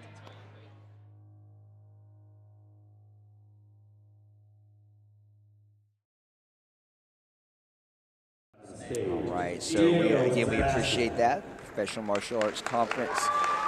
Shout out all over the country. So again, anybody want any information on that, we'd be happy to help you and be part of the family for Sport Karate Journey on a lot of levels. We welcome you. Absolutely. So we have 4 different people on stage. We have the 2 fighters and 2 coaches. Yes. And the coaches are sitting in the chairs right off the mat. Are they allowed to get up and move around? They cannot get up and move around. So there are not only rules and regulations for the fighters, but there are also rules and regulations for the coaches. And that keeps things from maybe getting a little sideways sometimes? Yeah, Possibly. It's a little difficult, but yes. And just to say it again, both coaches, both fighters are representing, they're each representing different teams. They all come from the same dojo. My dojo. Bears Karate. My dojo, yeah. That's right. And so that doesn't always happen on the broadcast. It doesn't always happen. It just happens to happen. Well, hey, I will say as someone on the outside with no dog in that fight that in Texas Karate, the Bears Karate name has a lot of respect and a lot of weight. Oh, thank you so much. And That means obviously the absolutely everything. you can see it on the mat right now, both of these young men. Again, we watched them earlier win their fights. You really expect probably another close fight here, or does one of them kind of get the best of the other usually? Well, they fought yesterday for open weight, and Sebastian ended up taking that one too. So the shorter fighter, younger fighter. The shorter fighter, yes. That. The shorter, younger Diego's fighter. 17. Sebastian's Diego 15, right? Yes. Okay. Yes. 17, 15. They have been fighting and training together for the past 8 years. And by the way, Sebastian again is in the more white and black uniform, whereas Diego's representing in the, Team Paul Mitchell. Right on, one of the top teams and top sponsor teams in the business. And in the black with gold purple, it's Diego. Team Straight Up, we love Joe Greenhall. Yes, representing Joey Greenhall's G-Force Weapons G-Force. Ooh. Was that blocked? Did the judges say it blocked? looked blocked from this angle, but it was close. Both fighters trying to call their own points there. Yeah, they were. Oh. Nice. So you're going to have Sebastian is wicked fast, wicked strong with that front leg. Oh, with that front leg kick. And I was just talking about Sebastian a kicking little Diego. deceptive, a little more reach than people think. You think that, I could just put my hand on it and do something, and then you feel that weight, you feel that power. But Diego has that reach. He is not known as a kicker, but he could kick you. Sebastian with 3 consecutive scores there, though. Oh. He tries to spin, but Score the step in was too quick. Ooh, score 6-0. 10 seconds. Diego has to push. Knowing Sebastian is going to be moving and going to be looking for that highlight reel. Oh, he comes in with nothing. You're watching. Oh, 6-0. Oh, nice. Mr. Perry. Love it. These 2 kids, yes, they're my kids, but my God, are we going to be hearing this for the next month or 2? I hope so. Oh, every day in practice, we're going to be hearing something about this. All of my instructors and friends and studio owners, everybody watching out there, you know what he's going to be dealing with these 2. It's nice, but you know it. That's great though, because that fosters competition. It makes all the other students better, especially their attitudes are great. They're just going to push. I love that. Congratulations. Yeah, they've got to get Sebastian to turn it around correctly. We're going to be in practice next week. Next week we're off because of spring break. But we're still going to train. We're going to be practicing. So if we do have Diego beat Sebastian in practice, believe you me, Sebastian's going to say something about it. Like, yeah, but I beat you under the lights. Yeah, nothing like that stage win, right? Yes, but that's a huge representative. You're only as good as the people you train with. Right. And you have to work with better to become better. You have to work with better. And anything. So coming up to the stage, now we have the adults. We have the winner of the lightweight, Mr. Thijs Talabot, and we have the winner of the heavyweight, Mr. Malik Green. Now, I haven't had the opportunity to watch Malik fight a lot, Mr. Green fight. Well, now, I did see him this weekend. Obviously, earned it. A great fighter. Yes. Talbot, I have been able to watch over the years, actually grow up. And he's got some siblings as well. He's coached by world champion Raymond Daniels. Some say the best. Some say the best. Some say the best that possibly? ever do it. Yes, Mr. Raymond Daniels. Mr. Tice recently got picked up by Team All-Stars. What a gigantic honor that is. But just to have their coach, just to have Mr. Raymond Daniels behind you. Now, Tice is known as a kicker, been working on his hands a lot. This earlier today, he was scoring a lot more with his hands. Yeah, that's a great evolution in him. I agree. Watching him come up and then being a little taller, being more of a kicker. And obviously, world-class kicker. You know, he's got great kicks, great ability there. But when you can put it all together, it makes a big difference. Huge difference. To have somebody in front of you as a fighter and to know that, okay, this guy's only going to kick me or this guy's only going to punch me, but to have somebody who's very well-rounded to be like, man, if I'm up, if I'm down, he could kick me, he could punch me. It just makes it that much better. Fantastic. So Tice scores on that. It's 2-0. 2-0. So this is men's. This is men's grand champion. So it is going to be two minutes. Yeah. So just like we had the ladies with the break in between. Yes. And you can see if you watch, some of you at home that do watch a lot of combat sports, you watch a lot of point fighting.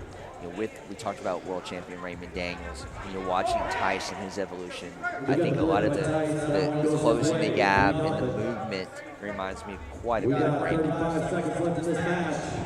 Oh, there's exchange. I think he had some nice hands, but not enough scores from the judges. Another point for Tice, 4-0. Wow. We got 20 seconds left. Malik has to get, so as a coach, if I was coaching Malik, I would tell him just get 1 point, get on the board, show yourself that you can get on the board. Go into the next round having 1 point. If you go in with a goose egg, that's to you mentally. I mean, you're like, I didn't even score a point in that round. Yes. What are you doing, right? So that's why it's oh, so it looks like maybe. Oh, wow. They just okay, did so they're going round. one round. Yeah, I'm not real sure on that, so we apologize. You know, if we indicated it correctly, we're going to make sure that. Handing out the award is Mr. Raymond Daniels. What a cherry on top to be handing out your award to your own student. Well, it's kind of nice. They set it up that he would give out the award for this and then worked out where his student was in it. So that's kind of cool. So one of the best to ever do it on stage, giving the award to Tice. Congratulations to Tice Talbot. Congratulations. Looked great all Last man standing in the men's black belt sparring division. Fantastic. For those of you at home that you may not be as familiar with Raymond Daniels.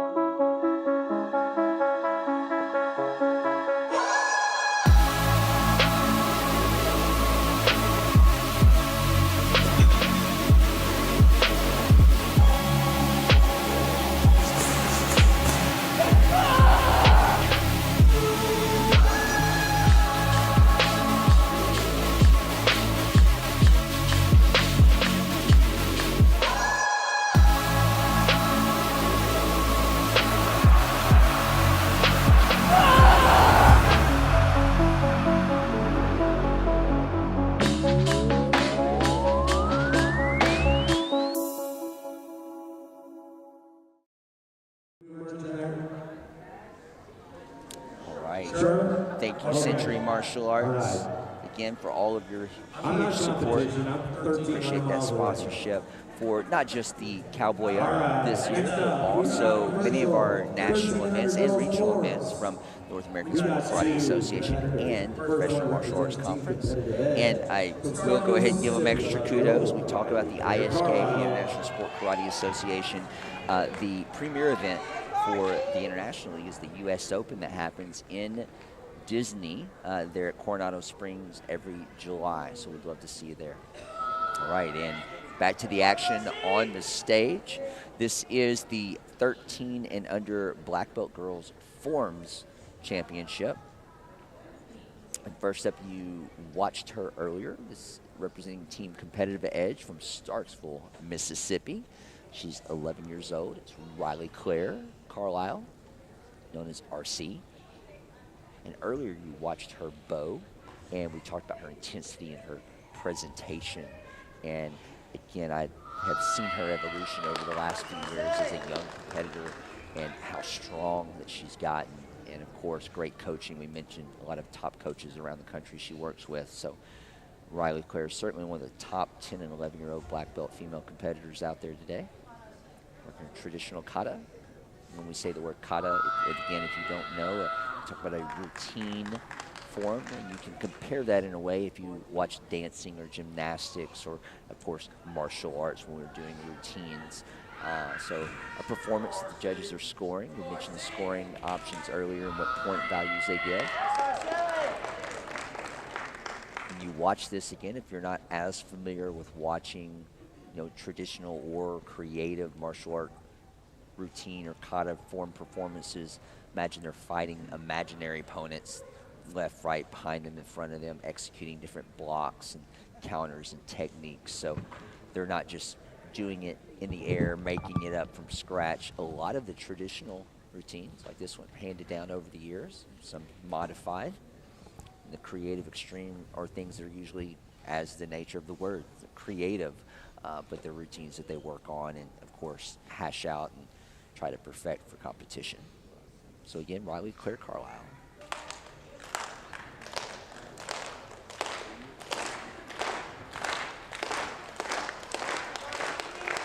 Wow, to be 11 years old and beautiful.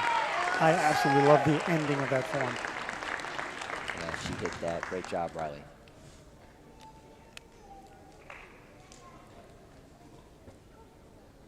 What control.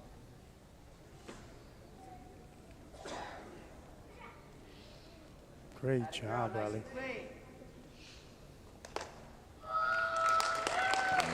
All right, nice job, ma'am. And again, one of her first times on the stage is making it to the finals and being in this situation. Looks like a pro. Great job, ma'am. Looks like a pro. I really expected that she would, watching it, and she's made plenty of grand championships regionally and, been in the mix and runoffs nationally, and is no stranger to competing and pushing it. So she did a great job. Now, is this Abigail's first time also? First individual competition on NASCA stage? That is fantastic. Right out with a nice. Oh, she is doing an extreme form. Way to change up the pace. To start, that's right. So we have traditional versus creative, extreme.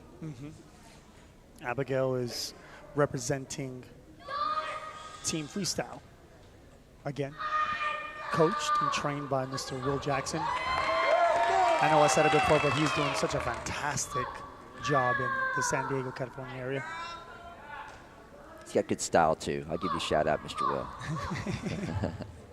His shoe game. Oh, nice. His shoe game is good. That's right. Is very nice. We have a shoe game challenge going on the national circuit these days, if you don't know. So bring it, right?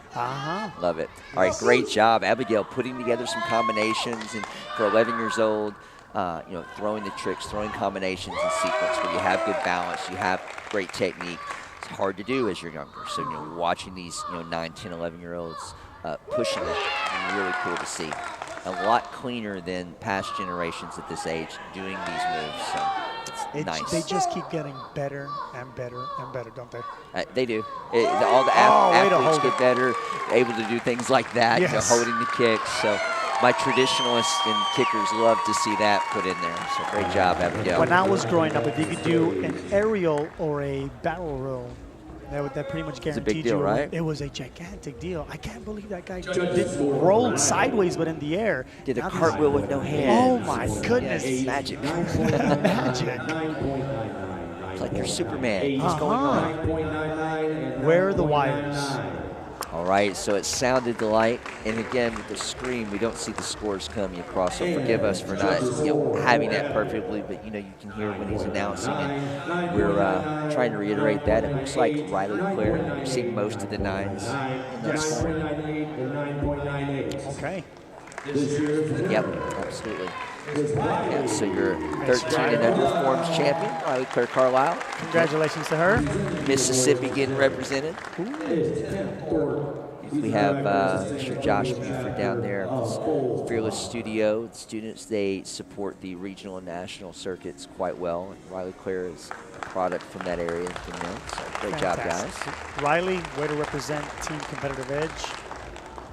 Great. And Abigail, great job. She says she's putting in 15 to 20 hours, 7 days a week, mostly with the team working, and you could tell. At 11, it is mind-boggling. Yeah, it's mind-boggling that if she keeps this up, say 2 more years, 3 more years, we're gonna see so much more.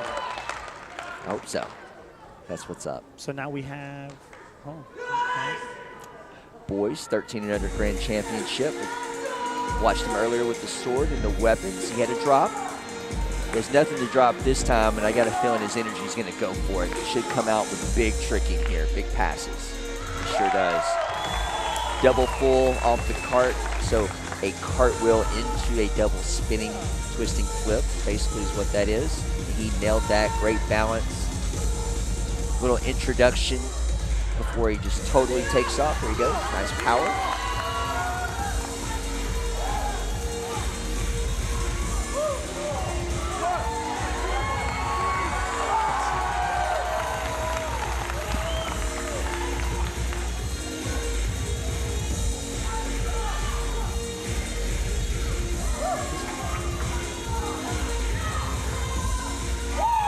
Oh, nice.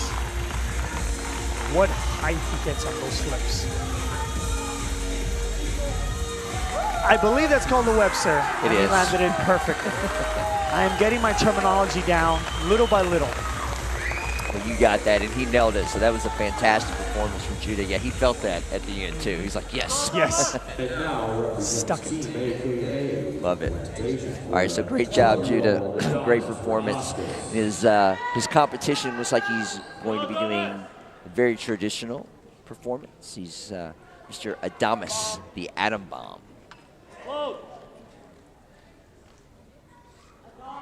Adamus is, in case you're watching at home and you may not be as familiar with some of the current ways of the traditional karate world, in a lot of the Olympic-style karate competition for forms, or kata, that's what you're watching, a routine here, they will have the players, as they like to call them, the competitors, wearing a blue belt or red belt rather than, if they're black belt division, which, of course, if you don't know, that can be confusing. Like, well, why did the black belts have red belts, or why are they wearing that? So Adamus has just chosen to stay with the traditional style with his uniform choice, and wearing a red belt that would be more in the line with that, but he's a black belt competitor.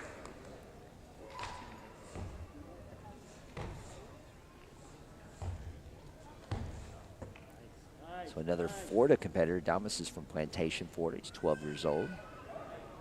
Watched him grow up also in the regional leagues and national leagues over the last few years, and he continues to get stronger. He has a great creative and extreme ability as well. Does very well in those divisions. Lately, we've seen him making the finals in mainly the traditional divisions, so he's obviously got some extra strength there. Would you say that when these kids are competing in different divisions and forms, say traditional, weapons, creative, CMX, as they get older, do they tend to hone in on just one aspect of it? Say a kid that loves doing CMX a little bit more, do they tend to just drop off a little bit on the traditional and just pick traditional? I think it's all over the place. Okay. Vito, as an official and as a promoter traveling all over, I see a lot of them growing. And to your point, there's sometimes a competitor goes, oh, well, I'm doing better fighting. I'm loving that more. I'll focus more on all these fighting divisions, even though they're fully capable of doing the others. But they may not want to put that extra time in it. So for a competitor to put the time into traditional and weapons and creative and extreme and point fighting, like we've touched on a little bit, the amount of balance you have to do that. Now, you could argue, would they be even better at one or the other? but I think it makes for a better athlete, honestly. A more disciplined athlete. That's I mean, to really, really spread your time to traditional and, okay, now I got to go get my weapon. Okay, now I got to go get a different weapon and do a CMX weapon division. And then, okay, let me go get my gear. Yeah, the amount of discipline these kids are showing at 12 years old. You're talking about discipline, what Adamas did there with that performance. Obviously nice, well-balanced traditional kata, but to have the focus and discipline to make it through that and maintain that power is fantastic. So I believe that Judah should be taking the the scores up on the screen here. He did. 1, 2, 3, 4, 5, 6. So Adamas stole one of the 9s. Yes. So we're right there. Like just to my point that I said about 10 minutes ago, if you can get 199 at the finals on stage under the lights and you're doing something correct. I know it's not the greatest thing that you didn't win, but you should take that Monday to the dojo going, okay, I'm good enough for 199. This next tournament, I'm getting 3 99s, or I'm going to win it. Always resetting goals. What do I got to do? Forward, yes. Right? What do I got to do? What's up? Congratulations, Adamas. Great job. Proud of you, buddy. And, of course, Judah came back strong after the drop. He was going. Yes. That was fantastic performance for Judah. Congratulations. And, and the same thing goes to if you go up here and you win. The same thing goes. The same rules apply to you. Hey, great job, you won. But come Monday, you got to keep on training the same way or go a little harder because what you're doing is working. And to that point, when your competitor gets 199, they're right at your heels. Right, so you know you got to keep rolling. So right? it goes right back to you. Win or lose, at the end, come Monday, be at the dojo. Come Monday, work on your strength and conditioning. I know who's going to be at the dojo Monday, and it's Sophia. Yes. So on the stage now, representing the 14 to 17 division. You watched her earlier. Now you're going to see no music. It doesn't sound like, and a lot of times she does a really nice traditional music to this, yes. And it's just like their team form was. Beautiful. Very insane. Some of the people on the stream commenting how much they loved and how beautiful that performance was earlier. So Miss Gina Aston, one of the master instructors out of Arkansas, I happen to know her. Thanks for watching, ma'am. Give you a little shout out. So Sophia rocking her traditional no music. And again, depending on the camera angles as she comes through, again, looking, watching the intensity on her face, the total focus, never breaking, the poise, the body positioning. Again, she's one of the best in the game. I like to talk about that. So up-and-coming martial artists, traditional artists, doesn't matter if you're Taekwondo or Shotokan or Shoin-ryu or whatever style, if you're doing a traditional type kata, of course, there's so many ways to do them, but watch her presence, watch the poise, the snap, the timing, all of those attributes, and of course, you can always learn something, right? Yes. For all you youngins at home that live and breathe and do nonstop, watch these videos. I mean, these videos are there for you to study, see what they're doing, see their stances, see their intensity, like Mr. Perry was touching up on right now. Be inspired. Be inspired. We want to see. Yes, we keep on talking about the new breed and how young these guys are, how young these competitors are, but hey, next year, new batch, you have to be part of that new batch. Come join us. Come play. Join us, yes. Let's go. Do your compete as an underbelt, see what you're doing right, see what you're doing wrong, and again, not to be a broken record, but go back to the dojo on Monday and keep working at it. Get better at your craft. To think that Pia just one day to the next was on stage and winning is not true. I'm sure Pia went through her losses and went through her wins, and 11 years of training to this point, I believe, for Pia. Yes. Do the work is what we're trying to say. Do the work. Beautiful traditional kata. So again, a lot of the same compliments because that's what you see. And we like to call it like we see it and give everybody the credit they deserve. So Sophia, great job. And she doesn't have a competitor in this because of winning the multiple divisions to cancel that out. So again, she simply performed for you, the audience right there. That was for us. It's kind of easy to win grands when you win everything else, right? All of them, right. You know what I'm going to do? I'm just going to win everything. And again, to say that if she didn't have any competition, because she just won everything quite easily. No, Cowboy Up really brought out such amazing talent from Texas. Really brought something amazing from everywhere. And Pia, Pia's just that good. Pia is very, very good. But big props to Cowboy Up and really, really bringing the talent. Yeah, her winning multiple divisions was, saying that so smoothly there, and then you bringing it back up. Yeah, the world-class competition in her divisions. It doesn't matter if I was in Chicago or at Los Angeles or if I go to the U.S. Open. The girls that were competing against Sophia this weekend were of the same level. We're all there, top like Avery Presley and a lot of the team freestyle. I could name 5, 6, 7 of them. And they win multiple divisions at multiple events. So yeah, this is a big weekend for Pia to clear that, so to speak. What a great tournament for Cowboy Up to come out here. Right into the boys, 14 to 17 Forms Championship. So we have the traditional competitor up first. You watched Noah with his bow earlier. It's obviously empty hand, and this Kata and his performance does continue to get stronger again over the last year. In particular, I've noticed Noah being in the mix and getting bigger. As a teenager, being 16, I've got a 15-year at home, so I noticed that with these teens. But as he's growing, he is getting stronger, and Kata's really, truly getting better. Noah also won the traditional challenge yesterday. So to come out here, win the traditional challenge, next day win his division in 16, 17 traditional forms, he's doing something right. Fantastic. I believe he had a great showing at AKA 2 in Chicago. Was the last time that I saw him. He's having one great year. All he has to do is just keep it up. Yeah, keep pushing through. Keep pushing. Representing Team Revolution at its highest degree. Representing Canada as well. Canadians in the house this weekend. Thank you, guys. We had Canadians at the Memphis Open a few weeks ago as well. Had great representation. One of our 1300 black belt winners from Ontario, I believe.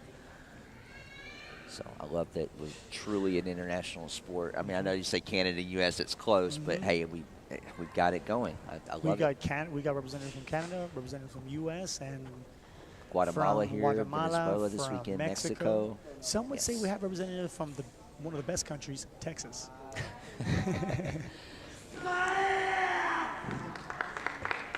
Texas is big enough to be its own country. Yes. People don't realize that you could drive 9, 10 hours and still be in Texas.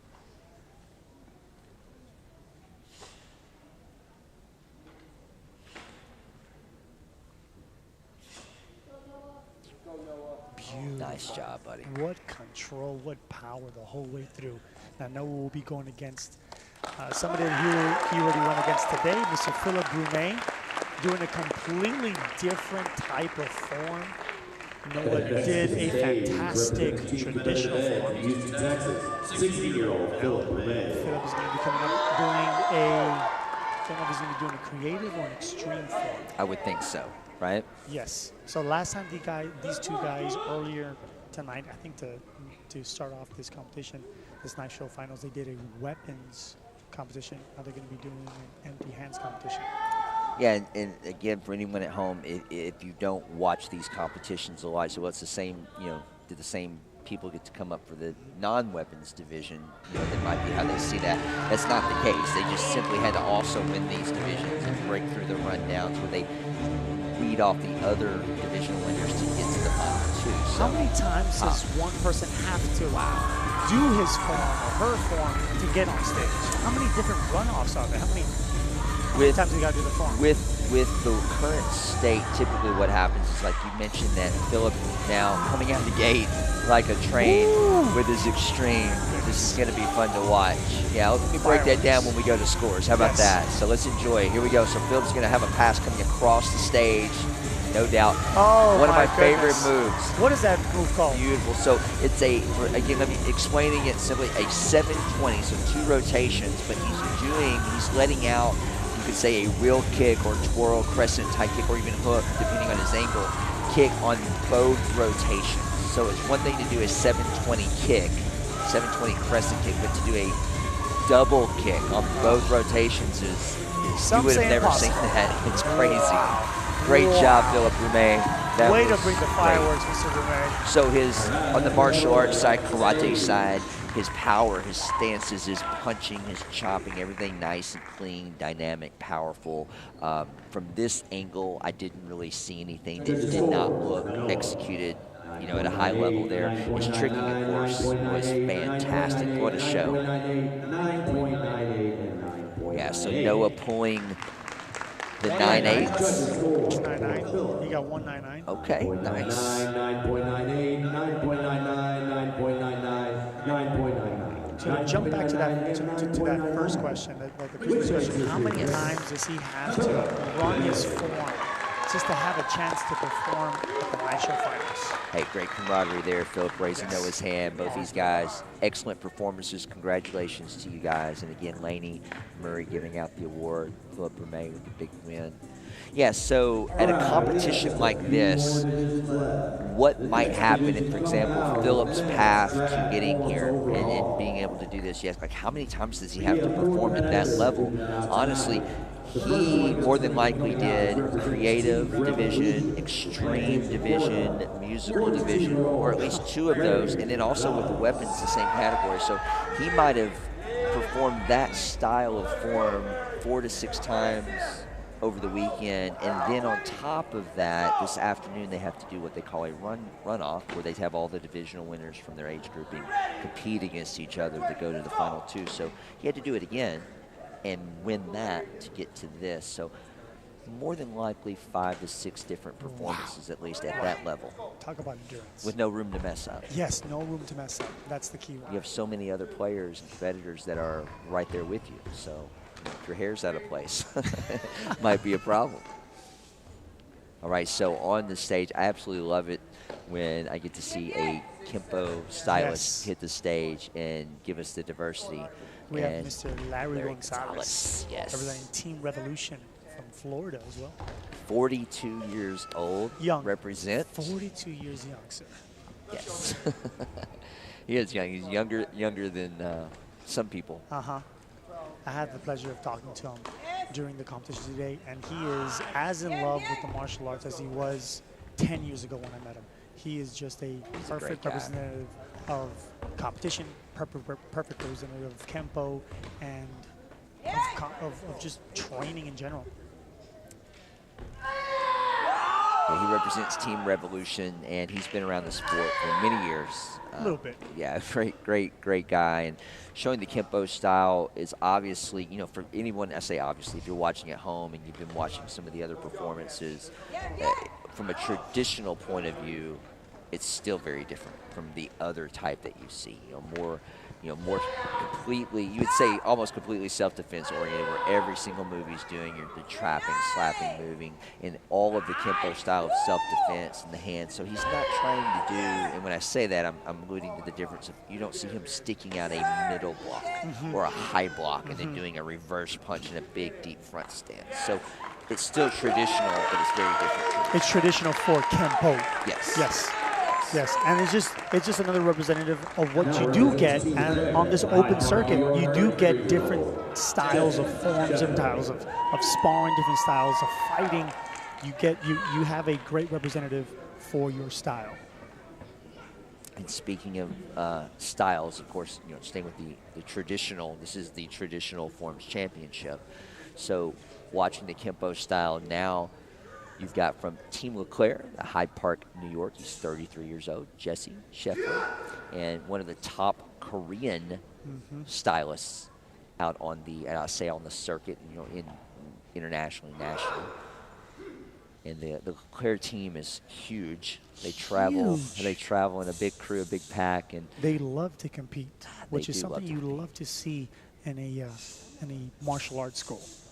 They have multiple schools up there, by the way. So Master LeClaire has, I believe, up to 6 schools in the New York State area. And they have a lot of regional events up there they run, do a great job. And, of course, they support the international and the national tours like NASCA, the North American Sport Karate Association, and some of the Promac Professional Martial Arts Conference events. So all of their students and instructors, just like you see Jesse here, great technique, and they all really represent the Korean-based type of styles. Spoke to Jesse this weekend. It is not only his first time in Texas and he's loving it, but Jesse is actually one of the head programmers for the Leclerc program. So he has that on top of running one of their schools. He is a lifelong homegrown Leclerc athlete also. So it is fantastic to see not only one of your students still be competing, but to be running one of your schools and to be one of the head programmers. That's You feel like a proud papa then. You do. I can You promise really, you. really do. Yes. Yeah, I've had the pleasure of having that happen. He's a great fighter too. It's great. Oh, he can fight. I've had the privilege Very of fighting well-rounded. Jesse, and Jesse has one of the hardest kicks to get around. He is amazing at not only Korean forms, but in sparring. The front leg is a big attribute. of the It's a team, I doozy. believe. It's a doozy. So representing Team K-Talk Impex from New Jersey, the man, the myth, the legend, Mr. Joey Castro. I'm going to go. There's probably no flips, no tricks, just No. karate-do. I think Mr. Castro is going to start off with a round off back handspring, maybe even do a full twist. I may be wrong, but You're but about yeah. to get lit up here online. The people that know better, that's for sure. So yeah, great job from both of our first competitors. You watched the Campbell style and then a Korean style now with Joey Castro, one of the top traditional performers in the game. He's going to be doing a Japanese or Okinawan-based kata. I'm not sure which one he's going to perform here, but it will be of that base. Your first three out, three completely different traditional essence patterns. Completely different. That's nice. And all competitors over the age of 33. So far. That is something, yes, so far. Maybe one more Yeah. after Joey, and he's going to be the youngin in the group. Yes, yes. But this is a great representative that the martial arts can be done for your entire life. That's the beauty of martial arts, especially this type of martial arts. We've been talking about people that are actively competing and training, coming out on the circuits and competing. But even if, that's not where your heart is, getting involved in martial arts, especially at karate or taekwondo or but something that you don't necessarily have to go in the cage or in the ring. Yes. You don't have to be a fighter. You can do this, for your entire adult life and use it as exercise. It's, stretching and your core strength and your focus. Just to Obviously, add a discipline in your life, too. Yes. It's fantastic. and we're going to love the social aspect of all this. Yes. Too. So Yes. you open that door. It gives you a lot of great people around the country to even if you don't go and travel, even in a studio itself, it opens the door. Yes. Great job from Joey Castro. Mr. Castro. Watch always- his levels. Watch. He doesn't have a bounce. He doesn't have an off-balance movement as he transitions either forward or to a 90 degree as he meant right there, almost like it was on cue. You notice his level didn't bounce. He didn't shift forward. He maintained that, maintained his technique and power. It's at first glance, well, that's easy. It's not like he's flipping or he's jumping or spinning, but to have the focus, have the strength, watch that stance as he hit it a little lower, but he didn't break the parallel, which is really not as good. You don't have as much ability to move out of that. So that's a disciplined traditional artist there. Nice job.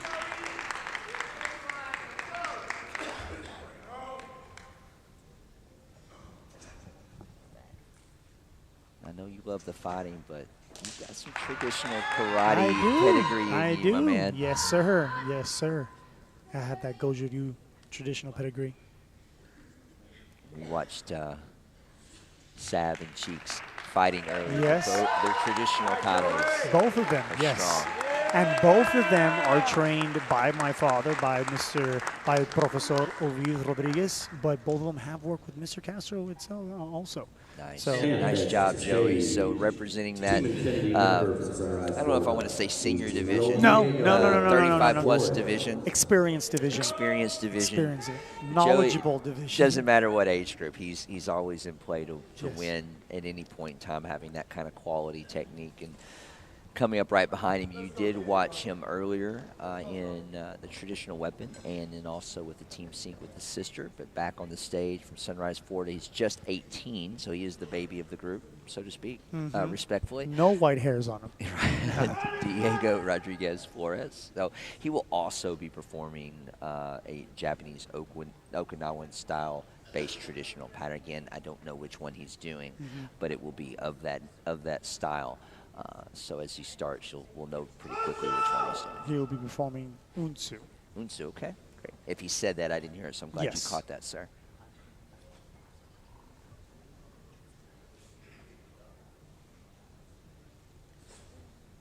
To touch up what Mr. Perry said, you want to be looking at his levels, at his control, making sure he doesn't shake, making sure he doesn't shift, or he's not supposed to.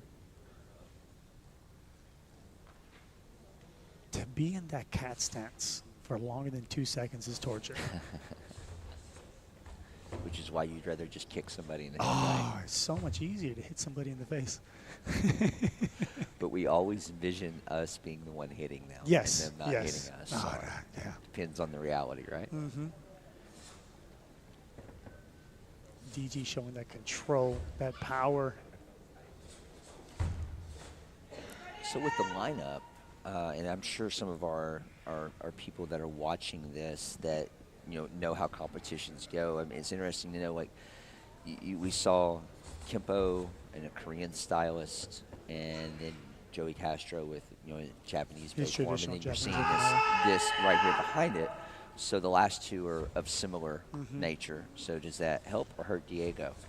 Would it have been better for him to have more separation from Joey, or does it help or hurt Joey? I'll tell you this much: for DG, he's in a better position because once he's going last, and two, it's a lot easier for these judges to compare both Japanese Okinawa forms. So It's a does little that easier. give the other two an advantage, or do you think that puts them at a disadvantage based on if there was two of these and the judges making that? I know how I feel as an official, but what do you think? Do you think it makes a difference with this quality of officiating? Probably not. I think it makes a difference in the quality of the competitors. To have DG going last, it's a bit of an uphill battle for these other competitors because he's so good. Yeah. But Mr. Jesse and Mr. Larry did perform an amazing form themselves doing their Kempo or their Taekwondo form.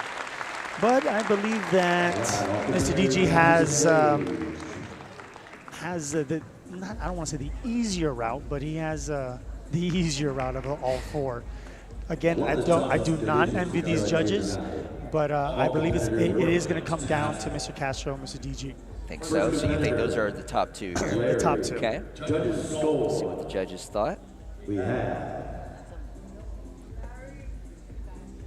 9.97, 9.96, 9.98, 9.97, 9.97, 9.97, and 9.96. Not bad for Mr. Gonzalez. He kind of went everywhere. Got a 7, got a 6, got an 8. So again, scores, a 9 is like first place, 8 is second, 7 represented third, represented by a 6, so those at home that may not know.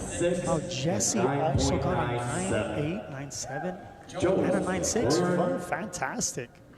Judges. Yeah, so both of their scores pretty similar overall. 9.99, 9.97, 9.98, 9.99, 9.99, and 9.99. Wow. I believe that Mr. Castro. That's going to take it. Yes. You're looking for 4 9s there out of the 7, and he definitely pulled 9.97, those. 9.98, 9.99, 9.99, 9.98, 9.98, and 9.98. Now, as a judge, you're not sitting right behind everybody. You're not sitting right behind all the judges. So you do have different views of different forms, of a different form of different timing. You might see something that's a little bit different. That's why you see these scores. Some of them get a 9.9, some get a 9.7. The same person will get a 9.9, 9.7, 9.8. You do have different judges on different sides of the ring. So, but like, oh wow. Oh yeah, they've got a special presentation there. So I believe you get these boots if you win Grand Champion 3 years in a row. And Mr. Castro has done just that. So he not only gets a cowboy hat, but he gets the custom boots. And those boots are all leather. They've got all the, I guess you would say, maybe embossed logos and wording. Pretty cool. Pretty cool. That's awesome. All right, so Philip Vermey and Joey Castro both have 3 in a row. So they both earned. Congratulations. Awesome job, guys. So again, when you're watching there at home, you're person in the middle is Master Nick Smith. He's the kind of the Kickstarter of the Cowboy Up. You've got Mr. Woody Thompson there in the blazer, and Miss Holly Haggard finalizing on stage, giving the boys lots of love. That's awesome. Amen. Lots of love there. Good job. So 3 great promoters of the Cowboy Up, and for the last year, if you've traveled, you've certainly seen Miss Haggard out and about. Oh, so man, great job. So again, congrats to Joey and Philip on winning the custom boots. That's super cool. And now we're jumping to the women's division. So women's, I believe, traditional only. Let me double check that. So we just have women's overall forms, rather. And we've got 4 competitors. 3 out of 4. This is their first time on stage. So we have that again. That's awesome. So amazing stories. So we have making it to this point, right? Yes. From Magnolia, Texas. Nice. 19-year-old. Let's go, Julia.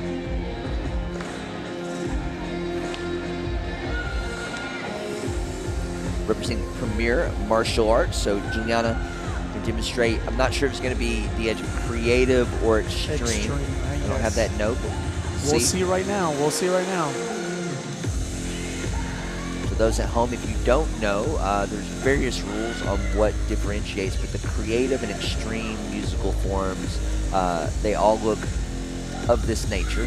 Generally, of course, they can be creative and look different, but it's this style where they'll have the jumps and spins, and if it's extreme, the tricking and flipping and going inverted is allowed, and there's spinning rules. That's pretty much the dead giveaway. Is if your head goes lower than your hips, you're doing an extreme form. Right? Yes. Yeah, it's a real simple, kind of a simple giveaway there. You know, if you do that, the main difference.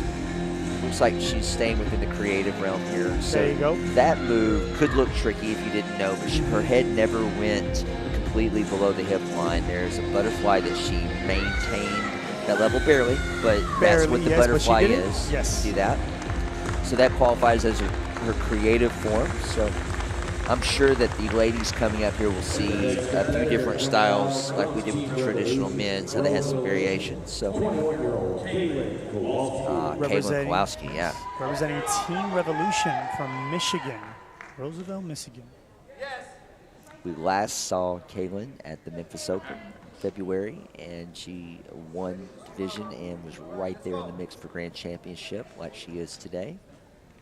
And she brought her Good Luck Llama on stage. I love it. So we talked about, you know, a lot of these, well, 3 of the 4 of them being first time on stage. Juliana, one of them, now with Caitlin, you know, representing Team Revolution. She's had a little bit more experience. She's made a few more finals, not overly, but she's definitely one of the top competitors in the country. And she's known for a few things, right? She's known for her llama. She always has her llama with her. Good Luck Franklin, the llama with her.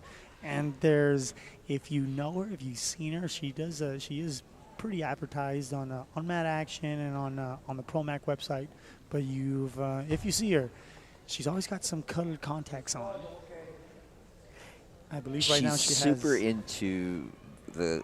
I don't want to represent it incorrectly. Being a big, comic and nerd, all things pop culture nerd myself, but hey, she really loves like the Halloween and the cosplay. I believe it's called haunt acting. Nice, love it. Yeah. A little crocheting and leather work, she says. Look at that. That caught me off guard. I wasn't ready for that one. Nice job, Kay. Love it. So her virtual forms, she said, helped her develop her skills and be able to focus on stuff when she had downtime, and even now, when she has that downtime. Of course, COVID, we talked about that a little earlier, people being out and back, and she was one of them ready to come out, she says. So I love it. The virtual forms is a competition that we had during the pandemic, where we know that these kids love to compete. A lot of these kids need this type of competition. So during the pandemic, we were lucky enough to have some amazing people be putting on some online competitions. Those were fun. It was very, very fun, and it gave these kids some sort of normality to still work out, still put in the work, and still compete. still compete. I was able to officiate quite a bit of those Yes. over that time, and I had a lot of fun doing what we love in any way that we could at that time. So, kudos to, let's give Sport Martial Arts team a shout out. They were one of the leading pioneers in that game and putting those events out there. So we really appreciate that. There's amazing people helping us with Sport Martial Arts. So big shout out to them. Much great job, Kay. So again, we talk about the focus and the keeping that nature and that style going for a 3-minute form. Not just a 1-minute extreme. You could say which is harder, but man, to keep this focus like this, fantastic job, man. Those eyes are yellow, scary. Now they do have a time limit. Yes. On their forms during the day competition. These competitors have a 3-minute time limit. If they do make it on stage, they're extended to a 4-minute. Usually when you're on stage, you kind of want to stretch out. The key is stretch out the forceful looks, to stretch out the yellow eyes a little bit. So they do give you an extra minute to do that. Absolutely. Great job, Kaylin. I like having the notes from the competitors is really fun, and being able to tell you guys at home a little bit about them. We love, obviously, if you watch any of the streams, the last few, we love to share things about the competitors and make sure that you know who they are, where they come from, and not their struggle, but their journey. Yes. And it's fun to share that. So we have Lillian Mayhem on stage. She is a Texas competitor. I've had the privilege of seeing her grow up from the color belts and now as a black belt. She won extreme and musical forms, and she's doing her musical form right now. We've said it many times today. We met it many times tonight. It is great to see these competitors come from the color belts and being a black belt now and being on stage under the lights. To all you youngins out there, go to work. We want to see you on stage. We do. We have a lot for everybody, brother. Yes. Let's go. Yes. She was a Kickstart kid, huh? Love it. Kickstart kid.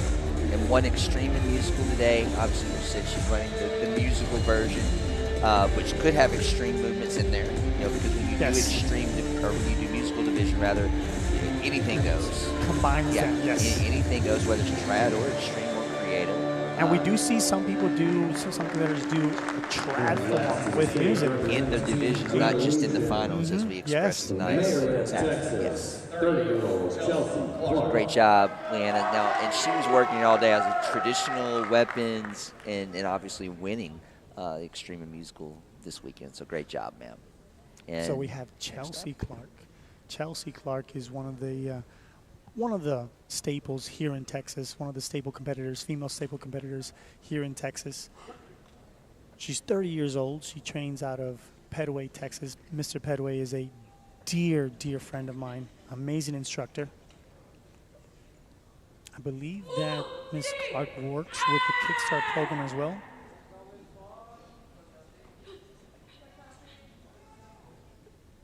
"19 years in the martial arts." Amazing kicks. She has some control on her kicks during this Korean form. By the way. Good kick I will with have the to right. say it's been many moons, but when back in the day, I believe it was maybe my 5th degree testing. A few years ago. 6th, few years ago. Oh, gee, yeah, I think that was 2006. We don't have to put a year on it. We don't have to put a year on I was it. trying to remember when I did learn this pattern and perform that. I think that was one of my last purely traditional type testings. Can you still do the form, Mr. Perry? I can do it. Now, my memory might be a little off. I may need to get in the dojo on Monday. Yes. As you mentioned, but absolutely. She's doing a great job. And as you mentioned, great kicks and great to see. I'm happy for any of the ages, but whether you're 20, 30, or 50, but I love seeing my adults. Fantastic. Working. Great job, man. So She works for Chuck Norris, teaches his martial art program, Direct Pride. Love that, and I love that we're getting that support, and we're able to give them shout-outs to the Kickstart program and things that they've done over the years have been fantastic. I know we talked about Team Revolution having Team Rebellion, but Ms. Chelsea has her daughter on Team Rebellion, and she represents Team Revolution. So fantastic job. You and I both know how much it means to be a parent in this game and have your child with you on any level doing it. Yes. I did shed a few tears this weekend. My boy Bear did absolutely amazing. He did fantastic. That's what I'm talking about. All right, so as these scores are rolling in for these ladies, and you might be hearing the in-house announcer throw those, and we've got, looks like Kaylin snagged every single one of those 9. She was stingy with them. Look at that. William with some few 6s and 7s in her score there. Looks like Chelsea might take home all the 8s. I'm looking at the scores here comparatively. So, yeah, it looks like the judges thought she was right there in the mix there, but right behind Kaylin. Great job, man. Yeah. All right, so you're 18 and over. NASCA overall forms women's champion, Miss Kaylin Kowalski. Awesome. Congratulations, ma'am. And congratulations to all 3 of the other competitors, Juliana, Lillian, and Chelsea, their first time on stage. Proud to have them. Not going to be the last time. I'm saying it right now. Not going to be the last time. We'll see them back. It's been a weekend. I'm such a nerd, but it does excite me to see that and be able to let people at home know, hey, you're watching this now, but in a few months or down the road, let's see you here. Let's call your name. Let's get you on stage. Let's have you in a division. And you can certainly do it because we were reading and talking about a lot of these competitors already that have done that. Yes. And that, that have been inspired. So come join us. All right. From on stage. The women's. Back to the men's. We did traditional earlier, right? Yes. And now we're doing creative musical extreme grand championship. So on stage we have representing Team AKA. We have Leo Gamboa. I love where he's from. From Yeehaw, Texas. Yeehaw, Texas. I'm born and raised in Texas, and I gotta say I don't know where Yeehaw, Texas is. You don't? I don't know where Yeehaw, Texas is. Texas is huge. Maybe it's all over. It's all, Yeehaw, it's all over.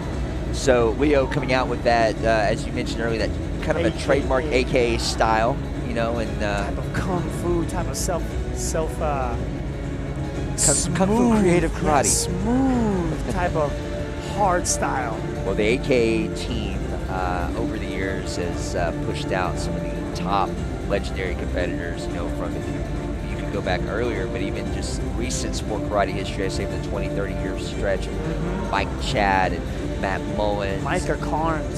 Which is one of, if not my favorite creative extreme forms, and his forms are always so crisp and so nice. Micah Carnes actually one of the head stunt coordinators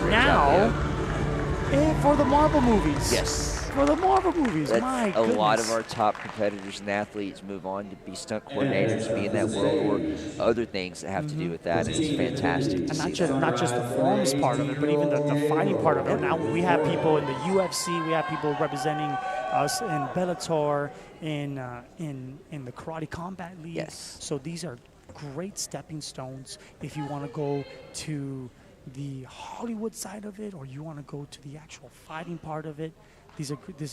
It's not, I don't want to say it's the best stepping stone, but it is one of the stepping stones that these people can take.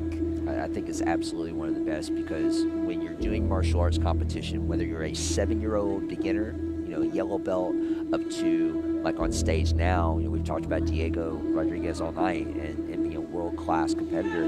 Doesn't matter what level, you come to these events and there's divisions for you. They're all age appropriate or rank appropriate. You're going to see some of these superstars that you see on these streams, or you see on these videos, or you see on social media, and then you're going to be able to grow and evolve. And the culture, there's good and bad in every sport and everything you do, but there's way more positivity in what we're doing. And you touch upon the culture, the people that are around these competitions. You go all over the country and you see a lot of the same people, and these people, and end up becoming not just friends, but family members. You compete with them, and then after the competitions, you go out to go eat with them. We go eat, we hang out, we talk Marvel movies. Sometimes you even go on vacation with these people, and it has nothing to do with karate, and it's fantastic. It's beautiful. The culture, the people around, the open circuit, Promac, NASCAR circuits. It's a great atmosphere to raise kids. You know, I'm a huge representative of that, having both my kids in this. I love it. I love it. We grew up in it. We almost don't have a choice, right? Yeah, no choice. Well, that means we either love it or we could go the opposite. But I can promise you guys at home, you're gonna love it. Lots of great people. So we have Diego performing his traditional form with music, which is one of the options you have for when you're going for grands. I'm glad he decided to use music, and of course at home, you know, the audience can hear that through the other, you know, through the other speakers and microphones there, so you can feel that energy, you know, and feel like it's not flippy, tricky, but with traditional. Okay, now that he does have the music, is it adding? You know, do you feel the presence?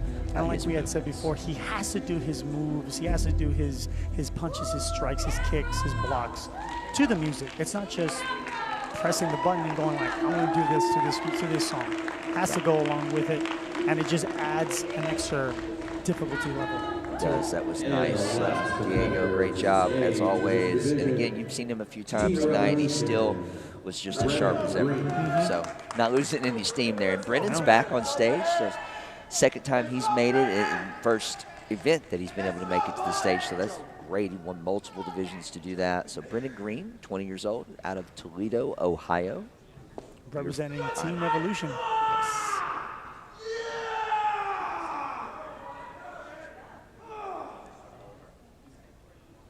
Let's go get it. Let's go get it. So no music for Brennan, but he is coming out with, of course, I don't know if he's going to trick yet, but at least a creative CMX style form. We'll see right here. It looks like he's going to be going creative. Oh. Yeah, he's pushing the envelopes on some of those moves. Yes. So without being too silly, trying to explain all of those moves to people that may not know, but obviously watching the pass there. Notice his head's not going inverted. So he's right on the line, real close, but he still has it dipped, so he still fits within the creative format. And if they won that division, they have to compete with it in the finals. So that's why they can't win. They can't win his division, then go up there and do an extreme form or traditional. No, you have to kind of dance with the one that brought you, so to speak, right? Yes. You don't show up with Black Widow and leave with Captain Marvel. No, you don't want to do that. No. You want to make sure that you gotta leave. You gotta leave with Black Widow. Come on. Captain Marvel's great. But you gotta leave with Black Widow.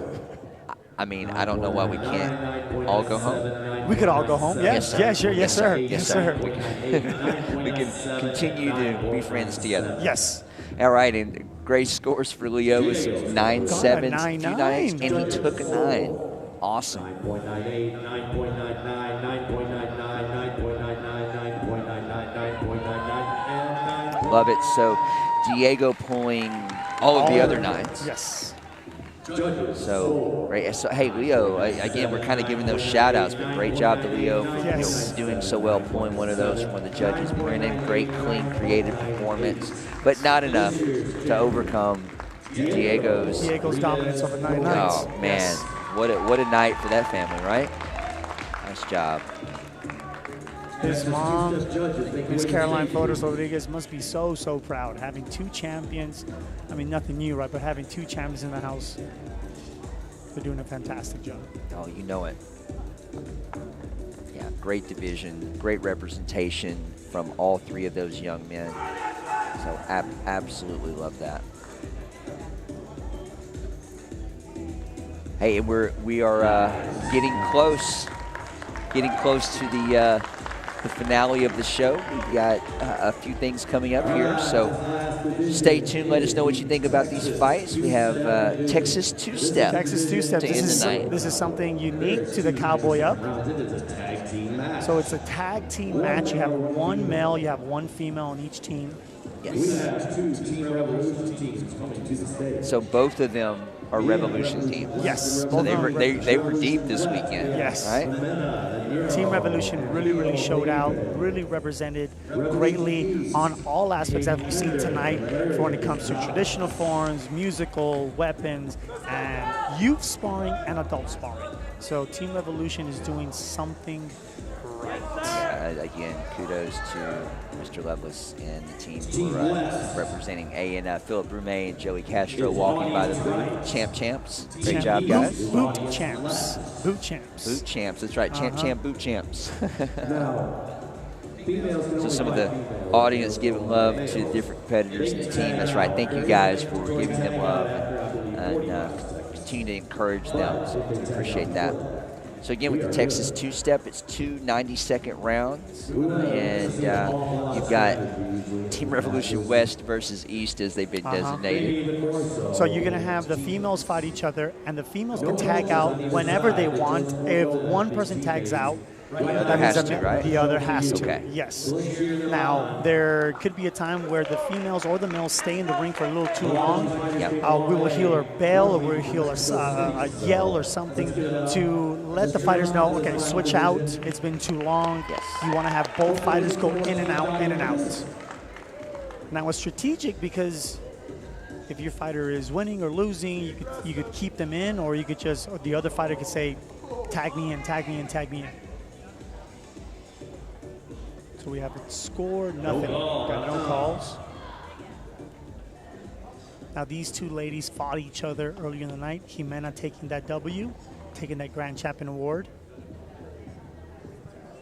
Yeah, so a little rematch of that first fight. Jimena getting the first point. They're tagging out. We have Mr. Leo Felipe versus Larry Gonzalez. Nice. I love seeing Larry up there. He's a great fighter. We talked about his Kempo earlier, but, I mean, obviously he can throw down with the best. We have Leo trying to go for a hook kick. Larry has that high block. Leo with the step in. They're going to give it nothing. Score is still 1-0. Oh, Leo with the double kick. Hey, I got to give Leo a shout out here, man. I've been watching him the last couple years too, and he continues to improve. He is getting better and better. Yeah, and great attitude too. He went for that up and under back knuckle, didn't get it. He got 2 calls. We hear Edgar out there egging him on. Larry tags out, bringing in the girls again, Miss Jimena and Miss Peyton going in.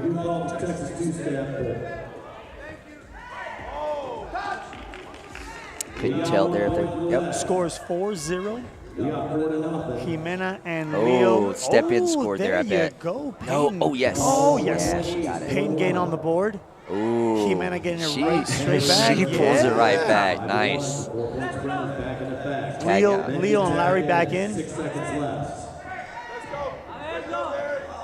Larry gets a point, puts him on the board. Right now, score is 5-2. West is up on East. We got one more round after a 1-minute break. They show their respect. They bow, going back to their corners. So they've got a minute to kind of regroup.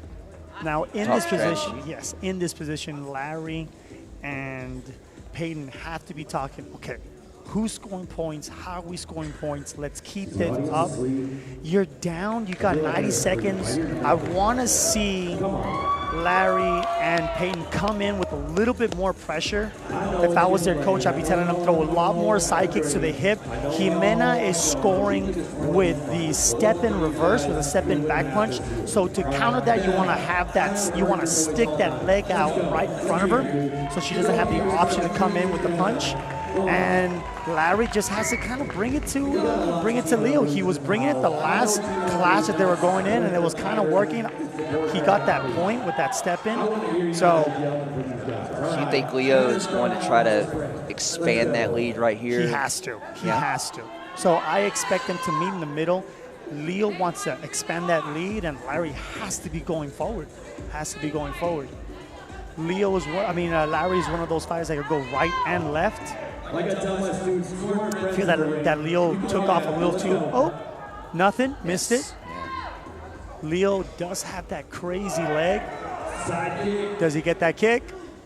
No kick. He doesn't get the kick. I feel that Leo had that wall up block. Leo goes in with the hands, gets that point. Larry does the right thing, tags him out. Nice. This lady's back in here to maybe finish it out. Guys might come back in. Peyton, you see Peyton with the pressure. Yes. That's what I want to see. And doing what? Doing the side kick right to her hip. So that she knows that. You think they could have heard you? Maybe. I do speak kind of. And Jimena comes. Oh. Jimena comes back with that body punch. So fast. Again with that body punch. Yeah, she's got a missile backhand. Nice Tags job. out. Here comes Larry. 1 minute left. Leo with the quick point. Let's go. Oh, blocked it. Let's go, fighters. Oh, that's what you want to see. Larry coming in. Nice. Bite that mouthpiece and go in. You don't want to see Larry at this point pushing back. You don't want to win your fight with defense. If you know, there. Oh, that, What do yes. I tell you? Big Very step good. in there. Larry coming in with the pressure. Leo meeting him in the middle. Girls coming back in, 10-4, up by 6. You need to see Peyton hit her with the hip. Hit her with that side kick right on that hip. Oh, If I was a coach, I'd tell Peyton. that was close. Yeah, I would tell Peyton, fake with the kick and then pick up that kick fast again. Okay. Love it. I love your breakdown, brother. Oh, yeah. Nice job. Pick up the kick, yep. But you have to push. Oh, that was a Nice good job. fight. Yes. And the 10-4, it seemed like it might have been closer than that, Oh, really, yeah, a but lot great closer. job. It's one of those 10-4s when you don't feel like you said, it wasn't that far off. It was a lot closer. Pressure was always on for both teams. Congratulations not only to Jimena and Leo, but congratulations to Team Revolution, really showing up, putting on a fantastic show. Absolutely. So, hey, congratulations again to both Revolution teams out there doing their thing. Fantastic. And just quick final show. This was fantastic. I mean, the competitors, we had so many first-timers on stage, so many opportunities to get up and showcase what they've got for the first time to all of this audience. So fantastic weekend overall, yes? Fantastic weekend. Great. Congratulations to Cowboy Up to really bringing out the great competition, not only for the black belts, but for the underbelts and the future of Texas, the future of this organization, this tournament. Looking fantastic. Next year, I believe we will be seeing you guys in San Antonio, too. Yes, we'll be back March 15th and 16th, 2024, and really what we've done tonight. Fantastic weekend, guys. We want to give a big shout out to Master Nick Smith, Holly Haggard, Woody Thompson, the entire Cowboy Up crew. Great job. Sport Martial Arts. Promac is a great group of like-minded people. And it is a force that is changing the game as we know it. Everyone's certified. The entire team. We kind of wrap it up for the evening, you think? Oh, yeah. Have you had enough sport martial arts out there? I think so. Yes? I think so, but I'm still hungry for more. I'm still hungry for more. A little more? Sports mark. Yeah. Everything runs smoothly. It's very professional, and it makes for an overall excellent experience for all of our competitors. Being a competitor in Promac is knowing that you're going to see the same people and having healthy competitive relationships, and it just pushes you to get better. This isn't like a lot of other regional circuits. We're not based on one style or one association. The competitors really like the professionalism that they have. They have good certified officials. They run the rings really well. They run the event really well. Just makes the overall experience for everybody really good. The judges are always offering opportunities for them to build self-esteem, build confidence. The judges are some of the best in the whole sport for sure. It's a nice family atmosphere. I mean, my daughters have gotten friends here. We homeschool, so this is their family, this is their friends. Every time I come to a tournament, I have to say hi to at least 20 or 30 people before I can even get to my ring. But I think that's awesome because that shows how integrated we are. And that's probably why I enjoy and love Promac as much as I do. Why go anywhere else? Promac is the best, for sure.